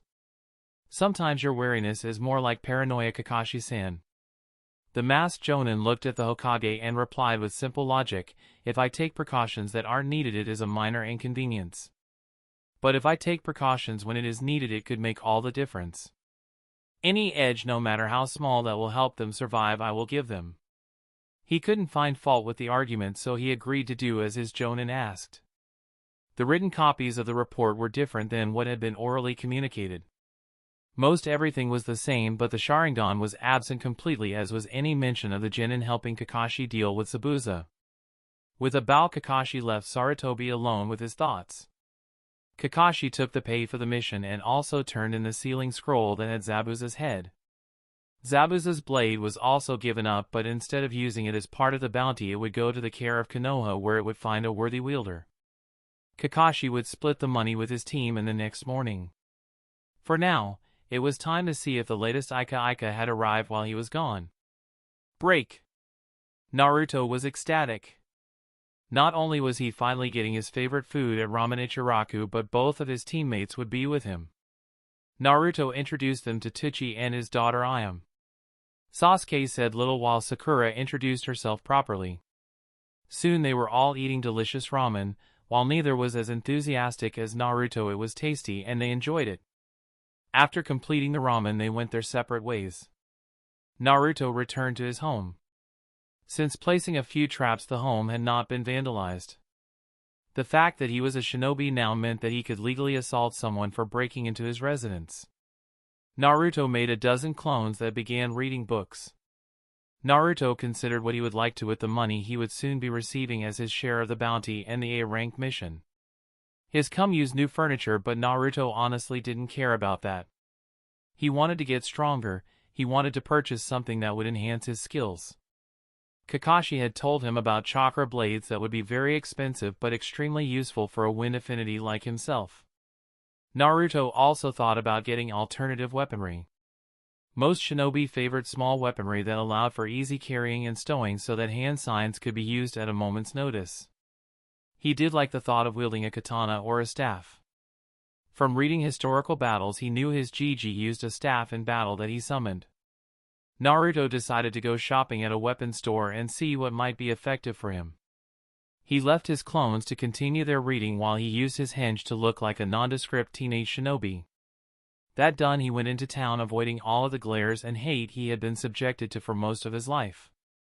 The young genin was still kicking himself for not thinking of this plan prior to Kakashi telling him. Naruto found himself browsing a weapon shop. Like a kid in a candy store, Naruto drooled over the potential additions to his shinobi arsenal. The shopkeeper allowed him to handle the various weapons, and Naruto tried a few moves with each of them. Laughter interrupted once one of his practice strikes. He turned and found a young kunoichi shaking her head. "You are holding that katana all wrong." Naruto flushed, thankful the henge hid his embarrassment. "I never trained with any weapons other than the academy standard ones," he defended himself. Naruto recognized the girl. She was a fellow genin a year ahead of his graduating class. Her name was Tintin, and she had a reputation for knowing her way around weapons. Naruto's clones had learned a lot just observing the village, and this was one of the little facts that came to mind. Tintin showed Naruto the proper way to hold the blade. Naruto had an idea. "Hey Tintin, how about you some weapons and help me pick out something that will be useful for me?" Tintin looked at the shinobi she had never seen until now and asked, "I have my own training to do, plus you haven't even introduced yourself." "Who are you?" Naruto considered lying, but he suspected the keen-eyed kunoichi would be able to detect the henge and any falsehood. Instead, he leaned in close. "I'm Naruto, part of Team 7. A lot of the shop owners don't like me, so I use a henge." Tintin was surprised that Naruto was in disguise. Naruto had been held back, so for a brief time he had actually been in Tintin's class. A subtle Naruto instead of a bright orange, overly excitable Naruto sparked her curiosity. Tintin said, "All right, let's do this. I'll show you a variety of weapons for a couple of hours, and you tell me what you've been up to these days." Naruto laughed. "All right. Let's head the practice field right now." Both of them left the shop and proceeded to the nearest training field. Along the way, Naruto regaled Tintin with how awesome it was to be a shinobi, about how they went on their first mission outside of the village and how it had turned into a rank A mission. Naruto did manage to hold back anything related to his and his teammates' training. While Tintin was clearly a fellow leaf shinobi, Kakashi had warned him about sharing news about his abilities. Spies existed in the shinobi world, and one never knew who was listening. Tintin didn't ask about that anyhow. Instead, she was fascinated by Zabuza's weapon, Kubikiri Bocho. Naruto didn't know why she was so obsessed with it, but he answered all of the questions she had. He didn't really know much about the weapon. Kakashi had been the one to do nearly all of the battle in that conflict. When they arrived at the practice field, Tintin showed the Jinchuriki all types of weapons. Naruto was in awe at the arsenal she pulled out. Several of the weapons were not practical in his mind, but she wielded them with a grace that was astounding. Tintin had him test out several of the weapons and adjusted his forms and grip as needed. "Are you a close-range fighter, or do you prefer to stay in the back?" That was an interesting question. The immediate answer was a ranged fighter due to Kakashi's lessons. But Naruto had been working on looking underneath the surface. While Kakashi would want his team to stay back and minimize their risk, he expected Naruto to use his clones in close combat. Any weapon skill he learned could be transferable to his clones. Naruto answered her, "I'm in between. I don't mind getting in close though." Tintin frowned at the non-answer but then shrugged. "In that case, let's set you up with what you had in the store, a katana. It's straightforward but allows for a longer reach than a kunai, but still allows combat in close quarters." They spent the last 30 minutes going through weapon drills. Naruto thanked Tintin profusely and declared, "With this extra training I'll have all I need to be the next Hokage." Tintin rolled her eyes but accepted the thanks with good grace. Naruto asked her if she knew any good books or scroll techniques he could pick up for using a katana. She named a book he could pick up that showed the basic stances and a generic fighting style. Anything too far advanced is typically held secret by families or clans. Don't let that stop you though. Come up with your own style and your opponent will be in trouble because they won't have ever seen it before. Naruto again thanked her and returned to the shop to purchase a pair of katanas. Having backup equipment was another rule that his sensei had drilled into him. At the shop he also requested the chakra blades. Chakra blades were made of material that absorbed chakra and were rare. The store didn't have them, but if Naruto paid for them up front he would order a pair of kunai made of the chakra-absorbent material. Naruto would have to come back the next day to put in the order as Kakashi hadn't split the proceeds from the bounty yet. Naruto returned home excited about showing off his new weapon to the team tomorrow. Break. Sakura had enjoyed the meal with the team. She loved her Sasuke-kun and Naruto wasn't nearly as annoying as he used to be. The team was starting to feel like a family and she wanted to do all she could to protect it. It was time to make a decision. Genjutsu or training in medical jutsu. Sakura made her decision based on what had happened in the battles they had been in. Death was swift, death was often instantaneous. Haku died to a kunai to the brain. Zabuza died due to his heart being obliterated by Kakashi's Chidori. No medical jutsu could fix that. Threats to the team could be fatal before she even got a chance to heal. But what if she could prevent an attack from landing in the first place? What if she could use her superior chakra control to ensure her teammates didn't even get hit? With these thoughts in mind she chose her specialty. It would be in Genjutsu. Genjutsu was a rare art in Konoha. The primary users had been the Uchiha clan through the use of their dojutsu. That path required the Sharingan, a clear dead end. The most famous Genjutsu user currently in the village was Kurinaya. The problem was that she had her own genin team, and jonin instructors should put all of their efforts on improving their own team. That went double for the first year as a jonin. Kakashi would absolutely train her, but she knew that was not his specialty. Kakashi was a master at ninjutsu and an absolute terror with taijutsu, but his genjutsu was limited. Sakura would need someone else to help supplement her training in this if she was to develop it to the point where it could actually fool dangerous opponents. Sakura decided to put her ear to the ground and see if she could find a jonin who was skilled with genjutsu who could tutor her a couple of times a week. Between that and the training Kakashi would give her, she should be able to make significant progress. Her share of the bounty would be used to pay for the lessons.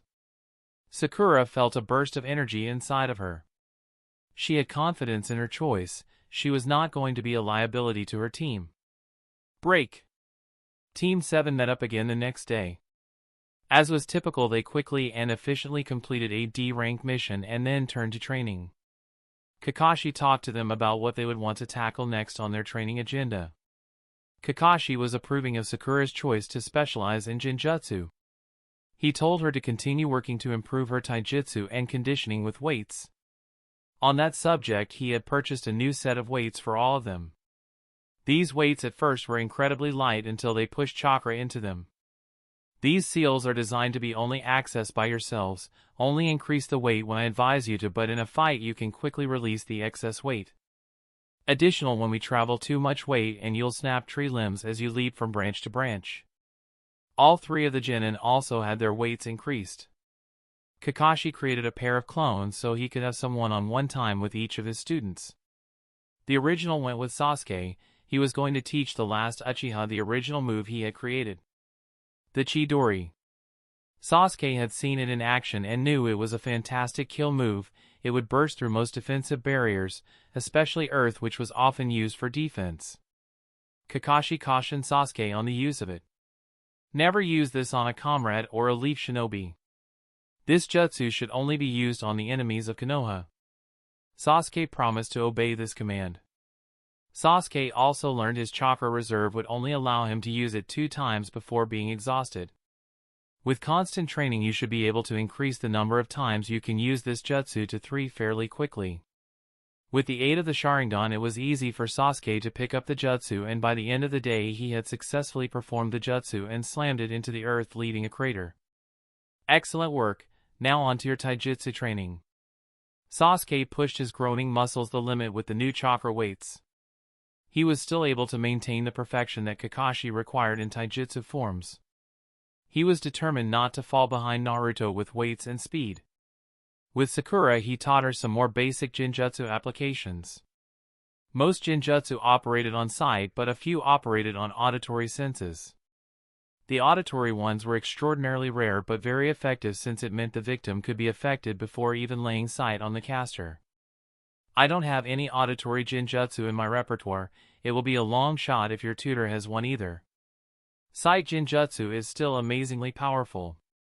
Remember, on this team you don't necessarily need to isolate and control an individual for a significant length of time. As soon as the Jinjutsu has them, one of us should move to eliminate the threat instantly. The clone with Naruto observed him use the katana. Naruto explained his reasoning as well as Kakashi looked on. I need to get good with this so my clones can use it well. I'll still keep my hands free for using jutsu. Kakashi praised Naruto for the plan. Good thinking, Naruto. I'm glad you thought ahead of this. I'm also glad you are putting in the order for the chakra blades. With your wind affinity, those chakra kunai will be devastating. Kakashi also taught Naruto a new jutsu. You are already familiar with futon, daitapa, wind release, great breakthrough. I am going to show you a modification of this technique. Naruto jumped in the air with excitement. A new jutsu. The clone's visible eye twitched. He doubted he would ever get used to Naruto's unshinobi-like behavior. He also doubted he could break him of the habit without breaking the boy completely down. Kakashi clapped his palms together. Futon, Repusho, wind release, gale palm, a burst of wind pushed out from around Kakashi in all directions. Naruto was shoved backward a dozen feet but landed agilely. This attack, unlike daitapa, has a 360-degree arc. Using this will allow you to stop projectiles from all directions. You can also use it as a surprise in close quarters, but it doesn't have the destructive potential of daitapa. Naruto eagerly made a score of clones and began practicing. As always, Kakashi was amazed at the sheer level of chakra Naruto had.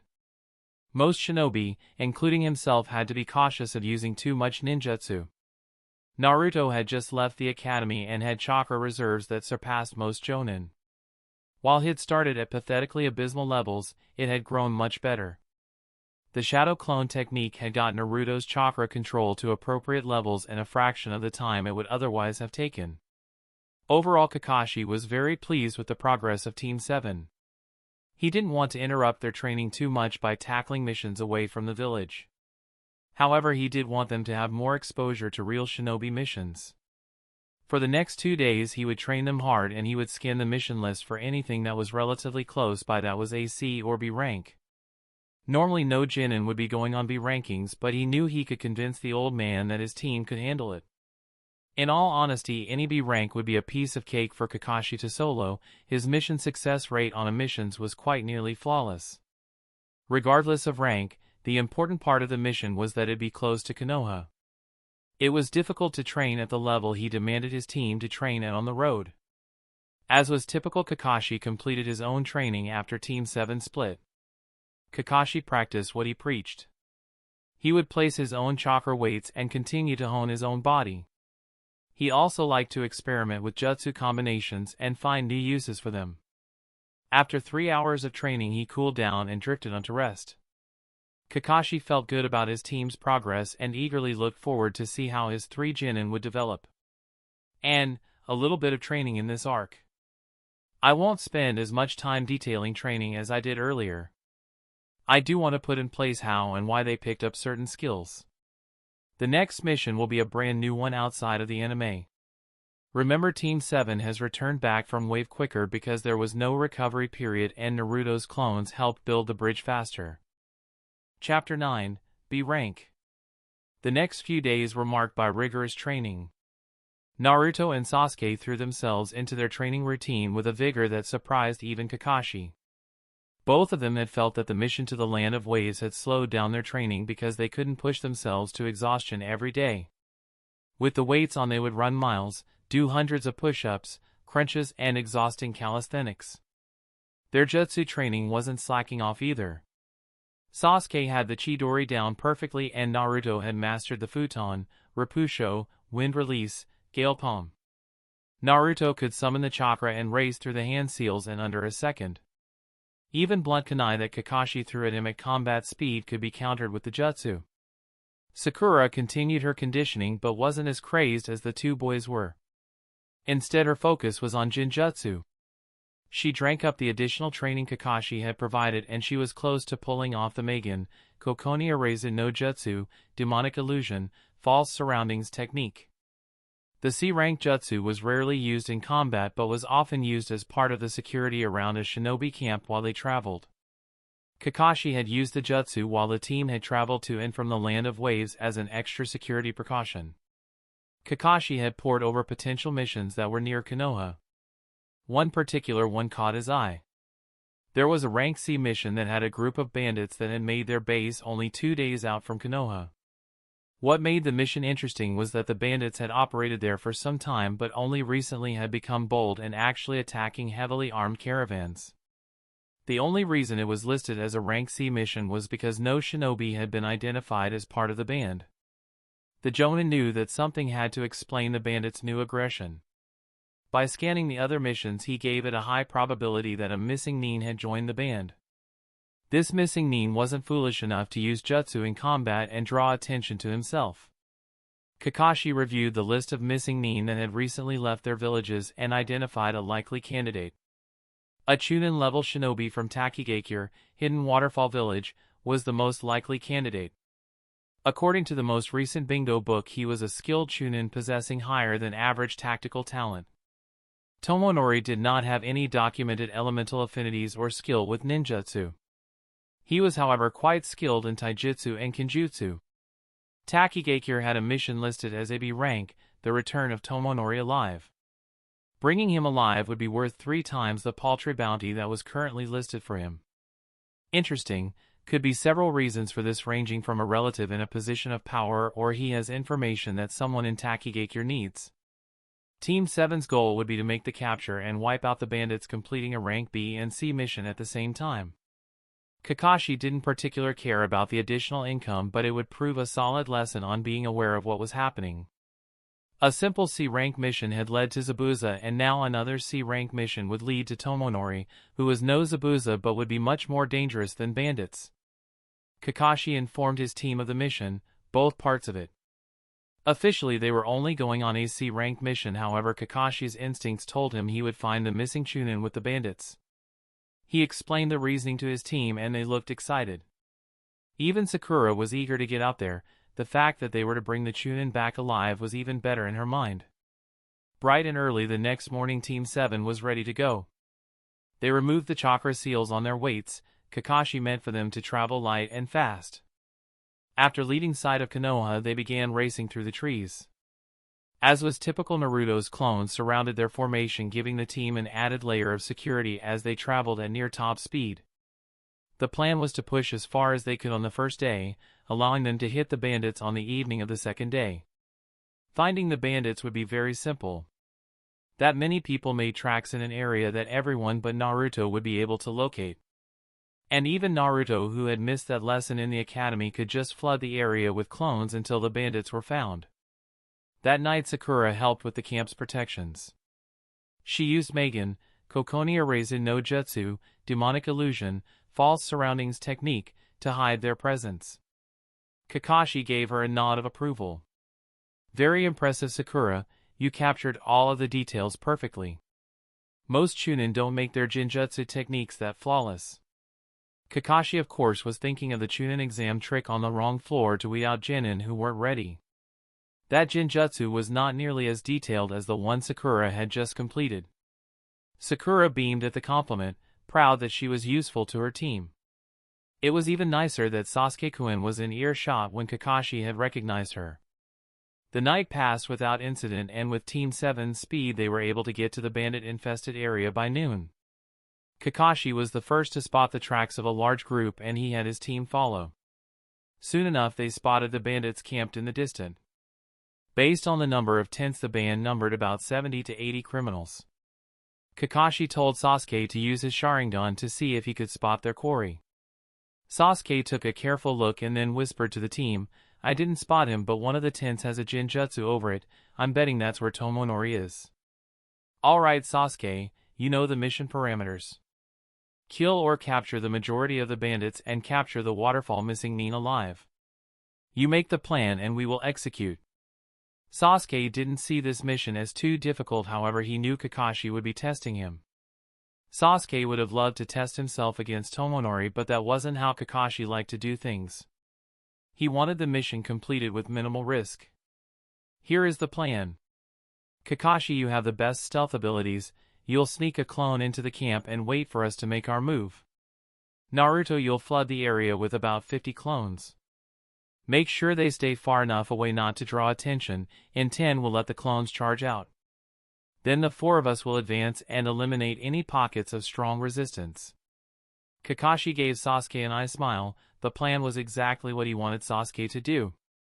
He was under no illusions that this was Sasuke's preferred way of doing things, but he would settle for his acquiescence. Naruto made the required number of clones and they began to fan out. As of yet, the bandit camp had not been alerted of the imminent attack.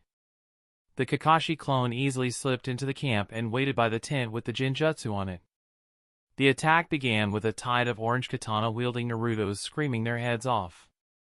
The bandits were shocked but quickly drew weapons. Blades, spears and a few bows were their primary weapons. Bandits were often made up of failed genin. Some were dropouts from the academy. Others were disgraced samurai or just village toughs. The failed genin were perhaps the most dangerous, but disgraced samurai, depending on their skill with the blade, could also pose a challenge. It became immediately clear to Team 7, however, that the majority were trash. Most of the bandits never even got a blow in. The Naruto clones had almost as much speed and skill as the original. And despite being new to the blade, he was simply faster than his opponents.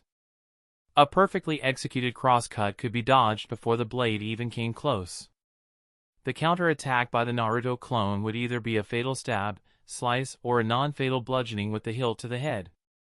There were, however, a few isolated areas of resistance. One area had a samurai who wielded his blade with enough skill and speed to dissipate a clone. Naruto pointed him out and Team 7 literally blew him away with their jutsu combination. Sasuke and Naruto's wind/fire combo actually popped a half-dozen more clones but ended the samurai's disgraced existence in a fiery explosion. Meanwhile, the Kakashi clone saw its prey exit the tent. The clone sprung out at top speed. To Tomonori's credit, he actually blocked the first attack with a hasty draw of his blade. He instantly used the substitution jutsu to get away, but the Sharingan saw it all.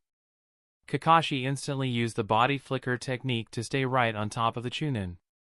Tomonori slashed with impressive speed and strength, but it was to no avail. The attack was parried with a kunai and then Kakashi was on him. He grasped the waterfall nin's neck and applied pressure to the carotid artery. Tomonori knew he only had moments before he lost consciousness. His struggles were in vain and soon he collapsed unconscious.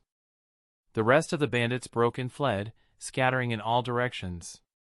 They ran headlong into the Naruto clones that had circled the camp. A few escaped, but the vast majority were killed or incapacitated. After everything was taken care of, they had a band of prisoners they would need to march to the local police force. They kept Tomonori unconscious with a mild coma-inducing poison that Kakashi had concocted. Sakura asked if they would be going to Takigakure to drop off the missing Chunin. Kakashi shook his head. Negative, the mission was originated from there, but drop-off points included our village since we are allied with them. I don't intend to take you to any of the other villages right now. Even if we are at peace right now, it doesn't mean there aren't shinobi spying on each other. We believe we know who watches Konoha, but our intelligence is limited with Takigakure. The team accepted this and proceeded to drop off their prisoners and then return home to Konoha. That evening Naruto had difficulties sleeping. The deaths of the bandits were necessary and it was done in the heat of battle, but the sheer number, and the burnt bodies afterwards. Just thinking about it made him nauseous. Kakashi saw the boy's inner turmoil and addressed it. You know what you did was necessary. Hi Kakashi-sensei, but I can't get it out of my head. The attack me and Sasuke hit them with, it burned them so badly. I remember when you first showed us the attack, I was so excited to use it in a real battle. Now that I have, I almost wish I never learned it. Kakashi let the boy's words hang in the air. Naruto punched the ground. Why do I feel this way? They were murderers and scum, they deserved what they got. They killed people, they tried to kill us, what we did was good. The elite Jonin thought about his words and then answered, You're a human, Naruto. You have compassion for other people. As long as it doesn't interfere with your missions, that's fine. Like I told Sakura, it gets easier, just make sure that you never come to enjoy the killing. Naruto had a shocked look on his face. Who could enjoy that? Kakashi grunted, You'd be surprised. What we do puts strain our minds, it affects people in different ways. Some turn to drink to suppress their memories. Others cease to care about anyone not from their village. Others revel in the power they have. Some say a good shinobi have no emotions. I disagree. Emotional decision-making on the battlefield is foolish, but to be without emotions is to cease to be human. Naruto wrapped his arms around his own shoulders and shivered. Naruto had wished to deaden his feelings when he thought about the burning agony he inflicted on his enemies. But the way Kakashi said the word human resonated with him. If he stopped feeling, stopped caring, would he become the demon the villagers thought he was? Naruto dug into the core of his being and pulled out the determination and never give up attitude that defined him.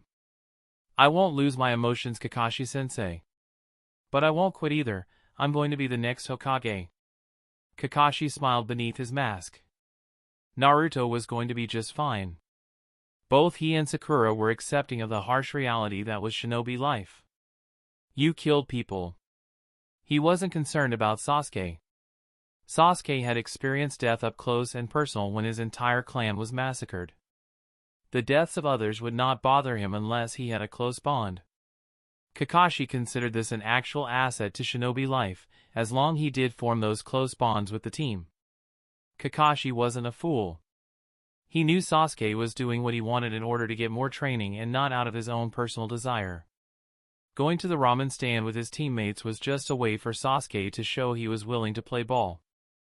Kakashi was willing to give it time, but he was also in quandary. The quickest way to form close bonds is to truly depend on the team. Sasuke needed to save his teammates in battle, he needed his comrades to save Sasuke. That is how lifelong bonds of friendship and trust were forged between shinobi. However, Kakashi was unwilling to put their lives at risk at this early juncture. The more often someone's life was at risk, the more likely they were to die, a fairly straightforward perspective. Kakashi's goal was to bring that chance to as close to nil as possible. One day Kakashi would not be able to watch over them during a mission, one day they would have to face threats that would demand Kakashi's full attention, but he needed them trained up before he would allow those risks to occur. It was a dilemma with no immediate cure. The journey home was quick and Team 7 was praised for their good work. Kakashi did not include in the mission report that Team 7 knew they were completing a B-rank mission ahead of time. He also left out the elemental jutsus his team used. He did verbally inform the third Hokage of all the actual details. Hiruzen wasn't pleased that Kakashi had sent his team out on a probable B-ranked mission, but considering how it turned out, there really wasn't much of a risk with Kakashi personally handling the Chunin. Team 7 now officially had over a dozen D-ranked missions under their belts, 1 C-ranked mission, 1 B-ranked mission, and 1 A-ranked mission. For a fresh genin team, that was rather unorthodox. Granted, both times they had officially set off on C-ranked missions. One had remained a C-rank mission that was done in tandem with the rank B retrieval mission. The other C-rank mission was removed as a C rank and made an A rank due to Zabuza's presence. With his team safely back within Konoha, it was time for even more training. Kakashi would keep his team within the village for the next 2 weeks for some heavy training. The paths for each of the genin were laid out in his mind. Naruto would improve his blade work while continuing to rapidly increase his weight to maximize his speed and strength. While he pushed his body to its limit over and over again each day, his clones would be working to refine his chakra control even further. Sakura was to master at least one combat-worthy genjutsu. Megan, Narakumi no Jutsu. Demonic illusion, hell viewing technique, was not useful against shinobi, though it was handy against non-shinobi threats. And for testing fresh out of the academy genins, Kakashi rightly thought. Once Sakura mastered strong genjutsu, his team could easily and quickly take out threats. If she could hold the enemy in the genjutsu for just a couple of seconds, the kill could be delivered with the fire/air jutsu combination or even a close-in chidori from Sasuke. Beyond the genjutsu focus, Sakura would also work on improving her taijutsu. No one expected a genjutsu user to fight well in hand-to-hand. While she would never be as good as Naruto or Sasuke, it was still a needed skill for her. Sasuke now had enough chakra to successfully use the shadow clone technique, though he would only be able to create one clone and the lifespan was short. It would never be the training technique for him as it was for Naruto. However, Kakashi wanted Sasuke to use it in combat. Being able to deliver a front-line attack with a clone while you stayed back was just common sense in Kakashi's book. It would also be a good training tool in the fact the Sasuke clone could watch Sasuke spar, and then when it dissipated, Sasuke would be able to reflect on how he performed from his own perspective. Kakashi would also be training Sasuke's body hard. The Sharingan allowed Sasuke to see Jonin-level movement easily. Now his body just needed to keep up with his eyes. Plan in place for his 3 genin, Kakashi decided to enjoy a few rounds with some of his former comrades in AnBu. He wasn't particularly close to any of them, but they had served together doing the most treacherous and dangerous missions. While they couldn't go into details, they could certainly enjoy the quiet, and not so quiet depending on who was there, companionship. Chapter 10, Chunin Exams. The Jonin of Team 7 was impressed with his charge's progress. In the 2 weeks since returning from their second mission outside of the walls of Konoha, they had met the goals of the 2-week training he designed. Naruto's skill with the blade was now passable. While not truly impressive, it was all that was needed to still be frighteningly effective. Without his weights, he simply moved with enough speed that even when faced with someone with greater skill, he would have the advantage purely from speed. Kakashi was under no illusion that Naruto could handle a Jonin weapon master, but he would put his money on Naruto to defeat most Chunin in a Kenjutsu duel. That was before he abused the Kage Bunshin to create a swarm of viciously fast katana-wielding clones. Naruto's chakra control had continued to improve through his clones. He is an impressive shinobi. I can only imagine at what level he would have been if he hadn't been stunted through malnourishment and neglect all his life. Sasuke had mastered the shadow clone technique, and the insight the clone provided him after watching him spar was quite beneficial. The young genius rarely made mistakes as it is, but now he corrected them after every spar. Sasuke still lacked the speed to keep up with his eyes, but one couldn't expect to become an A-rank shinobi in just a month or two. The steady improvement was sufficient. Sakura lacked a Jinchuriki's massive chakra or the incredible powers of a dojutsu, but she was still progressing into a fine shinobi. Despite the massively unfair advantage Sasuke's Sharingan gave him, he actually had to work to pin Sakura down. Her taijutsu movements were fluid and constantly shifting away from the fight at odd angles. Sakura was also becoming effective with using simple tricks at gaining distance. The pink-haired genin used Makabishi, Kawarimi, and natural agility to avoid Sasuke for several minutes in one spar, much to the raven-haired boy's frustration.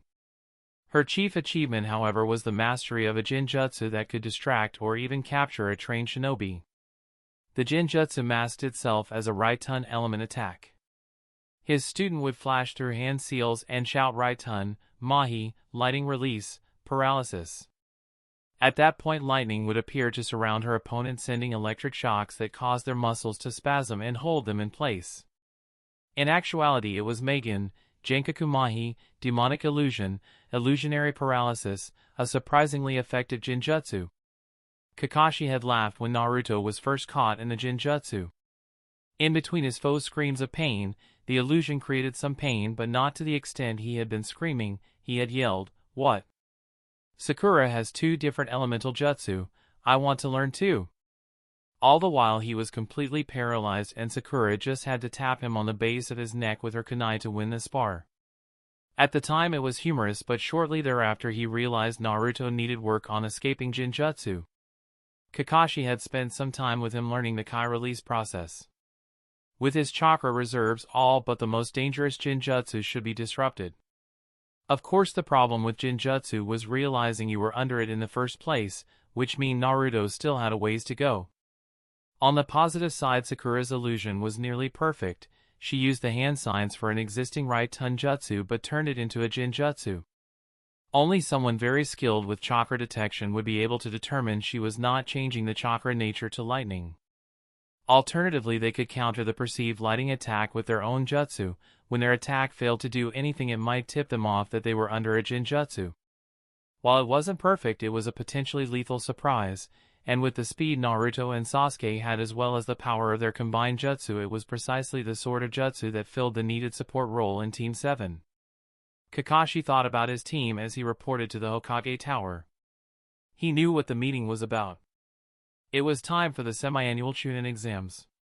His team was already Chunin in terms of raw taijutsu and ninjutsu abilities. While they lacked experience, their teamwork was quite formidable. While he wouldn't want his team to face a team of seasoned Chunin from an opposing village in the field 3-on-3, he wouldn't have bet against the 3 genin. Several of the other jonin were there before Kakashi, but he was not late. The last jonin instructor arrived and the Sandaime Hokage made his announcement. In 7 days the Chunin exams would be hosted. Genin from several villages would compete for the Chunin rank. The Hokage ticked off the villages: Sunagakure, Sand, Amigakure, Rain, Takigakure, Waterfall, Kusagakure, Grass, and even a team from a newly founded village, Otogakure, Sound. Kakashi kept a broad knowledge base of the hidden villages but had not yet heard of Otogakure. They must be extremely new then, Kakashi thought. The Hokage then asked which Jonin senseis were going to recommend their team take the Chunin exams. The Jonin instructors began to declare their teams ready. Guy enthusiastically proclaimed his team was ready and that the team would impress everyone with the power of youth. When it came down to the rookie, Asuma spoke first. My team needs to get some motivation. He took a puff from his cigarette and continued, Team 10 is in. There was some surprise at the announcement. Most Jonin did not have their teams participate at the first possible chance after graduating from the academy. Kurenai looked at Kakashi, who was silent and unreadable behind his mask. She wasn't sure if her team was fully ready, but their teamwork was excellent. With the way the Chunin exams were going to be set up this year, a tracker team would have a distinct advantage in navigating the forest of death. Seeing that Kakashi was waiting for her answer, she spoke up, Team 8 will participate. More murmurings could be heard. All eyes then turned to Kakashi. Kakashi shrugged his shoulders. It's too early for my team. Team 7 will not compete. The Hokage almost dropped his pipe. Guy looked at his rival. He was surprised and a bit disappointed, as he would have loved to see his genin compete with Kakashi's. Irika loudly stated, finally a jonin with some sense. What are you two thinking, putting your teams through the Chunin exam so soon? Asuma chuckled, it will be a good test for the team. Irika shook his head and made to speak up again, but Kakashi interjected, Irika, they are no longer your students, they are our soldiers. It is not your place to challenge this decision. Irika subsided and the Hokage dismissed everyone except for Kakashi. Kakashi waited and Hiruzen sighed heavily and asked just one question. Why? The son of the White Fang responded, I see no need for my team to be promoted to Chunin. I have no desire for additional leadership responsibilities to be given to them at this time. This team will be a combat team and should stay together for several years. Being Chunin won't change anything for them, so why should I disrupt their training regime for a meaningless title? Sarutobi muttered, the council won't see it that way. They will question your ability to train. No one with any sense can doubt your combat prowess, but they will claim you are not capable of being an effective sensei. Kakashi was not moved by that argument. You are the Hokage, you have final authority on the shinobi force disposition. The council cannot and will not remove me as the Team 7 jonin. They can make things difficult, Kakashi. Do you not think this would be a good opportunity for your team to prove themselves out from under your shadow? Kakashi shook his head. They will have plenty more opportunities in the future. I also don't want anyone to realize the potential threat Naruto and Sasuke are. A spectacle in front of an audience may lead to attacks to nip their budding potential. While I am confident in my abilities to keep them safe, I cannot be with them at all times. The third Hokage sighed. A headache was already beginning to form at the thought of meeting with an angry council demanding the last Uchiha participate. Very well, Kakashi, I will not override your decision. Kakashi bowed respectfully. Thank you, Hokage-sama. Sarutobi nursed his pipe. It would have been better if none of the rookie 9 had participated. But with teams 8 and 10 selected for the Chunin exam, the council may very well riot. I hope you know what you are doing, Kakashi. Break. Team Gaara had arrived in Kanagakur early for the Chunin exams. Gaara had to suppress the bloodlust flowing through him. He longed to kill in the name of his mother, to prove his existence against blood that was worthy. But he had to wait. The waiting filled him with rage, but outwardly his appearance never changed. His siblings were wary of him for good reason. He was Gaara, the Jinchuriki of Sunagakure. The Naruto clone that was currently under a henge to look like a villager saw the three Chunin. The three looked competent and moved with the practiced ease of an experienced shinobi. The one with the red hair sent a shiver down its spine. There was something very off about him. Naruto was by no means an expert in reading people, but he had two clones just wander and observe shinobi and villagers each day. He started to pick up people's mannerisms, the way they looked when they were lying or when they were scared or angry. What he was picking up here was quite odd. The two taller siblings were very wary about their red-haired leader. Wary wasn't quite the word either. More like outright terror that they had learned to live with. The Naruto clone decided to follow for a bit. Naruto wasn't highly skilled at stealth, but he had picked up a number of tricks from his sensei. This meant it was a surprise when the red-haired boy stopped and turned, looking directly at him. Sand flowed around him and his voice was low and direct. Why are you following me? The disguise was that of a civilian villager. The clone responded saying, You look new in town, I was curious. Gaara merely responded, Stop or I will kill you. The threat was made so matter-of-fact that it stunned the clone. An outside shinobi threatening a Konoha citizen with death for being curious? Naruto decided not to press the issue but would report it to Kakashi when he dispelled. Break. Ino was irritated with her one-time friend and now rival. Though her opinion of Sasuke was damaged, she had rationalized that maybe he had been in a bad mood that day. Having to get stuck with Naruto and the forehead would drive even the kindest of souls to distraction. The reason she was irritated with Sakura was because Sakura still hadn't come home. The sun was already setting and she wanted to find out if Team 7 was also going to be in the Chunin exams. Where could she be? Just when Ino was about ready to give up and head home herself, she saw the pink-haired Kunoichi turn toward her home. Ino huffed and crossed her arms and said, Where have you been? Sakura was a bit taken aback by the sudden question. She hadn't agreed to meet with Ino today, so why was she blaming her? I was training. Why? Ino looked surprised. Training? This late in the day? Sakura nodded. I want to get better and be useful to my Sasuke-kun. Ino gave a condescending laugh. My Sasuke-kun doesn't need any help from you. Sakura rolled her eyes. Why are you here anyway? Ino huffed again and said, I just wanted to see if your team is also going to be part of the Chunin exams. Sakura shook her head. Chunin exams? Kakashi-sensei hasn't told us anything about that. Wait, are you saying your team is going to participate? Ino stood a little bit straighter. We sure are. I guess you and Naruto are dragging down Sasuke-kun so badly your sensei didn't nominate you. She sighed dramatically. I feel so awful for Sasuke, having to put up with you too. Sakura had the urge to kick her friend in her haughty face. You don't know anything, Ino, just go. Ino had not wanted to start a fight. She had secretly hoped that Team 7 would also be in the exams. At that point there was no easy way to save face, so she just harumphed and stalked off. That didn't go very well. I really shouldn't have been so mad that she made me wait. She didn't even know I was coming. Oh well. Sakura had gained some perspective, and to be honest, she had missed her friend. Kakashi-sensei taught his students to see underneath and then look underneath the underneath. That type of dedication and awareness to one's surroundings had made one thing painfully clear to Sakura. Sasuke hated fangirls. The way she and Ino had acted had filled the boy with contempt for them, not love. And the way they competed with each other had driven in a wedge between her and Ino, her first friend.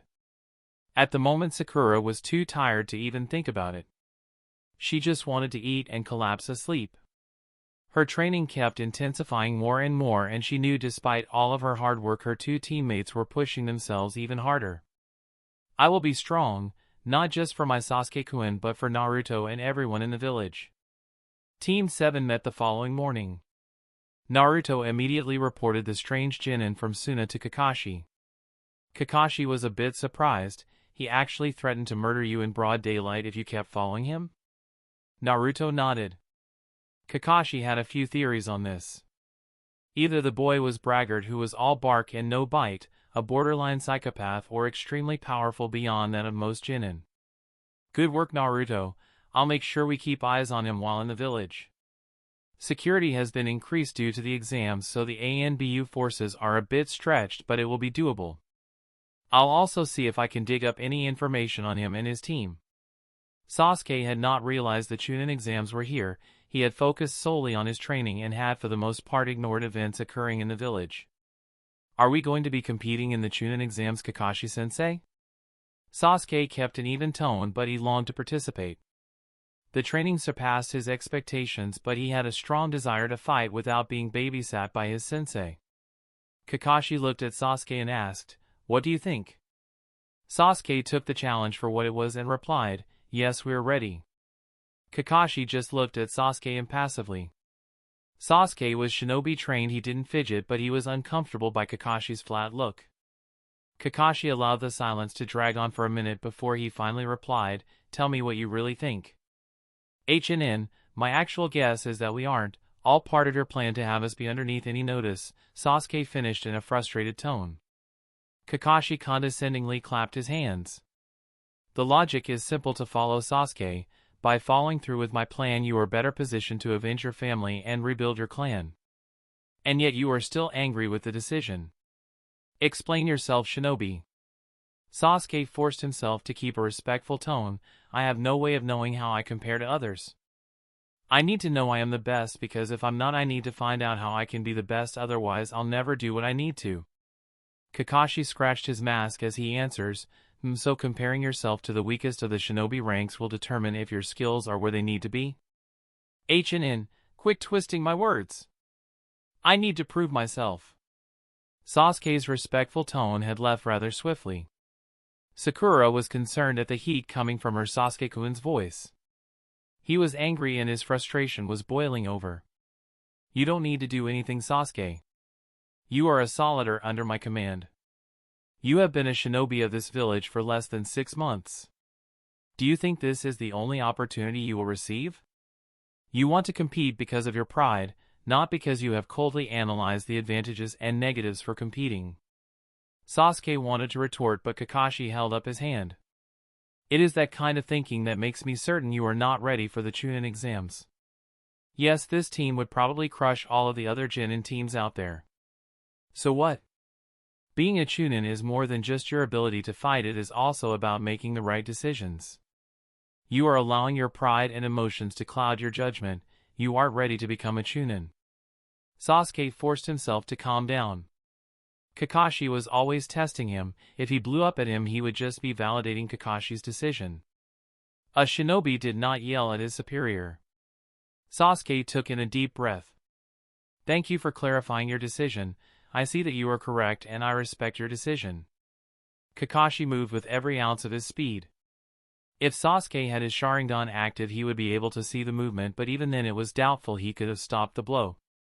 Kakashi slammed his fist into Sasuke's stomach, driving the wind completely out of him. He lifted the genin off the ground with the blow, and then while the boy was still in mid-air he hit him with a spinning heel kick that sent Sasuke crashing into a tree. Sasuke gasped like a fish for air. He crumpled toward the ground only to be caught by Kakashi by the front of his shirt. Kakashi pinned him to the tree and fixed him a one-eyed glare. "I told you not to lie to me, Sasuke. On our very first day of training I told you not to put up a false front, disagree with me if you like but do not attempt to deceive me. You don't respect my decision. I can sense your deception even before you spoke. Sakura gasped at the harsh treatment Sasuke-kun was receiving. However, she knew interfering would only embarrass him and solve nothing. Naruto kept his expression even and did his best to avoid moving at all. Sasuke got his breathing under control. What do you want from me then? Kakashi released him and backed up, giving the boy some space. I want your honesty as well as the appropriate level of respect. I don't expect you to agree with my decisions if you disagree with them. I would have accepted something as simple as I disagree, sensei, and will do my best to prove myself in the next 6 months. Kakashi paused. Instead you choose to lie and pretend I had convinced you of my decision. I am here to train your chakra, body, and mind. Do not parrot words you think I want to hear. State your case cleanly and respectful, but never lie to me or your team. Sasuke was angry at himself now. Kakashi had warned him about this before. He was only worsening his position. The decision had already been finalized. All he had done was earn the ire of the person best suited to train him. I apologize, Kakashi-sensei. I should not have lied to you. Kakashi turned to the other two. And what about you two? What are your thoughts on not being able to compete in the Chunin exams? Naruto answered first. I'm disappointed, Kakashi-sensei. I see the value in keeping strength hidden, but it's hard to see my classmates compete while I'm stuck on the sideline. Sakura chimed in. I think I need more training anyway. Naruto and Sasuke are ahead of me and I'd probably ruin their chances against the experienced teams anyway. Naruto responded, No way, Sakura-chan. That's not how a team works. You play a support role. It's not expected for you to go toe-to-toe with the front-line components of the team. The three shinobi stared at Naruto. Naruto rubbed the back of head sheepishly. What? I read it in 2 different books on the appropriate roles for a combat team. This team has 3 ninjutsu/taijutsu specialists, a 4th wouldn't add any synergy. Having a genjutsu specialist is even better than another frontline fighter. I can show you the book if you don't believe me. Kakashi couldn't help but laugh. Naruto, it's fine. Thank you for supporting your teammate. Sakura, I have no doubts this team could handle the Chunin exams, but by doing so everyone would see the team's abilities. That is my concern. Seeing that the team needed some cheering up, he said, since you are not in the Chunin exams, that gives us time to do a C-rank mission. That did brighten the team's disposition as their sensei began to explain what they would be doing. Break. Hinata Hyuga was nervous. Her team had entered the Chunin exams and she did not want to let Kiba and Shino down. The test in front of her scared her. They would pass and fail as a team. Thankfully her dojutsu was perfect for this type of exam. She located someone confidently writing answers and copied them with her Byakugan. She had already finished the 9 questions on the exam and that left her time to think. She had not seen Naruto-kun in the exam area. That must mean Naruto's team was not selected for the Chunin exams. If they aren't ready, how am I ready? All of the genin in here are older and wiser than us. I know Kiba and Shino have worked very hard, but I'm going to bring them down. Hinata was working herself up to greater heights of worry and anxiety as the minutes of the exam trickled down. Ibiki Marino then introduced the 10th question. Hinata gasped. If she got the last answer wrong, Kiba and Shino could never become Chunin. As long as someone wrote the answer down, she would just copy it, but what if it was different? This question was a curveball. Maybe there was another twist. Maybe each person had a different question that was given to them. Hinata was sure that Shino would pass, but she also worried about Kiba, who didn't have a skill to help him copy answers like she and Shino did. And even if we all answer the question correctly, I'm still way out of my league here. I can't ruin Kiba and Shino's careers. I have to raise my hand. Perhaps if there had been someone to distract her from these thoughts in the exam room, things would have gone differently. But without that distraction, Hinata raised her hand and her team was dismissed. Shino inclined his head toward Hinata. While disappointed, he knew she had acted based on a desire to help her team.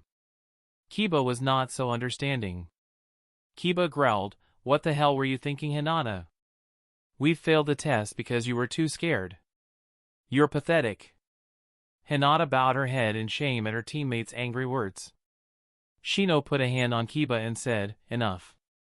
Kiba pushed Shino's hand away and stalked out of the building furiously. Thank you Shino-san," Hinata stuttered out. The Aburames simply nodded and walked with Hinata as they went to find their Jonin instructor. Shikamaru saw Team 8 leave and was tempted to follow course. While he knew there was no 10th question, it sure would be a drag to have to continue competing in the Chunin exams. While he was considering the pros and cons to not having to do the exam versus Ino's shrill screams, the proctor announced they pass. How troublesome. Break. Team 7 returned from a rather simple C-rank mission on the 5th day of the Chunin exams.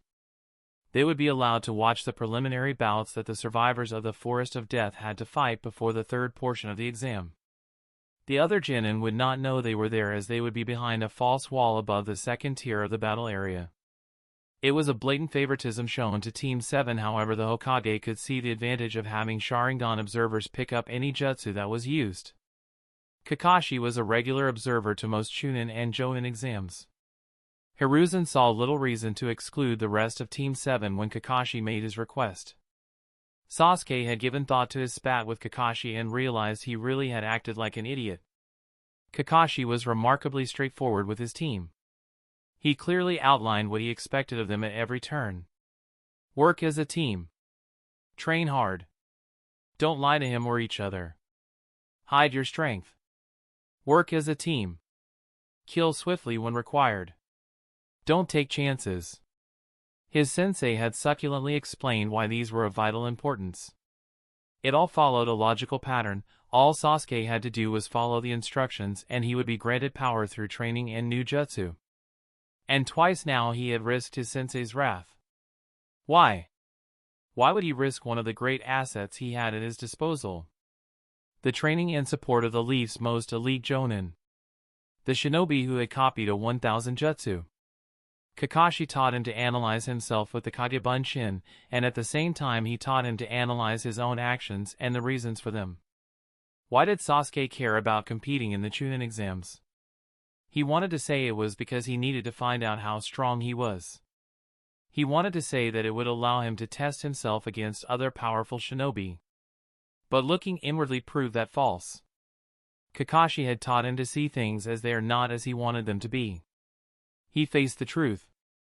He wanted to revel in victory, personal victory, not just a victory for his team. He wanted to stand triumphant, to have other people acknowledge his power, the power of the Uchiha clan. With this new piece of self-discovery, he considered its importance compared to the stated goals he had. Destroying Itachi and rebuilding the Uchiha clan. If his third goal was pride and adulation of the village, was it more important than his initial 2 goals? No, it isn't, it's pure vanity. Realizing this didn't mean it wasn't a desire for Sasuke. He would bring pride to the name Uchiha, he would be the Uchiha most remembered by history. But he should also go about it in a way that maximized his chances. The Sharingan did not make him invincible, he could be killed in battle before he achieved any of his 3 goals. If the world knew that he had an unlocked Sharingan, he could be the target of ambitious villages like Iwa or Kumo. If they wished to war with Konoha in the future, it would be in their best interest to eliminate a true heir of the Uchiha clan. Kakashi had showered them with stories of powerful shinobi with vast potential who were cut down before their prime. Sasuke shook his head, trying to clear his thoughts. He thought so different now than he had a few months ago. It was almost like he was a different person. The overt analysis of every action he made, the actions of those around him, and the potential ramifications of everything he thought or did gave him a new outlook. In a way it was exhausting, but he knew it made him stronger. He cleared his head and ordered his priorities. Kill Itachi. That was still more important than rebuilding his clan or showcasing his power to the village. After that was rebuilding his clan. And finally it was to showcase his talent to Konoha and the world. Kakashi-sensei had been right about everything so far. He would follow his game plan and become stronger. When the time was right and Team 7 was disbanded, he would do things differently, but he would keep the lessons Kakashi had taught him. Mind clear and ready to fulfill his role, he walked in with the rest of Team 7 to stand with his sensei behind the false wall.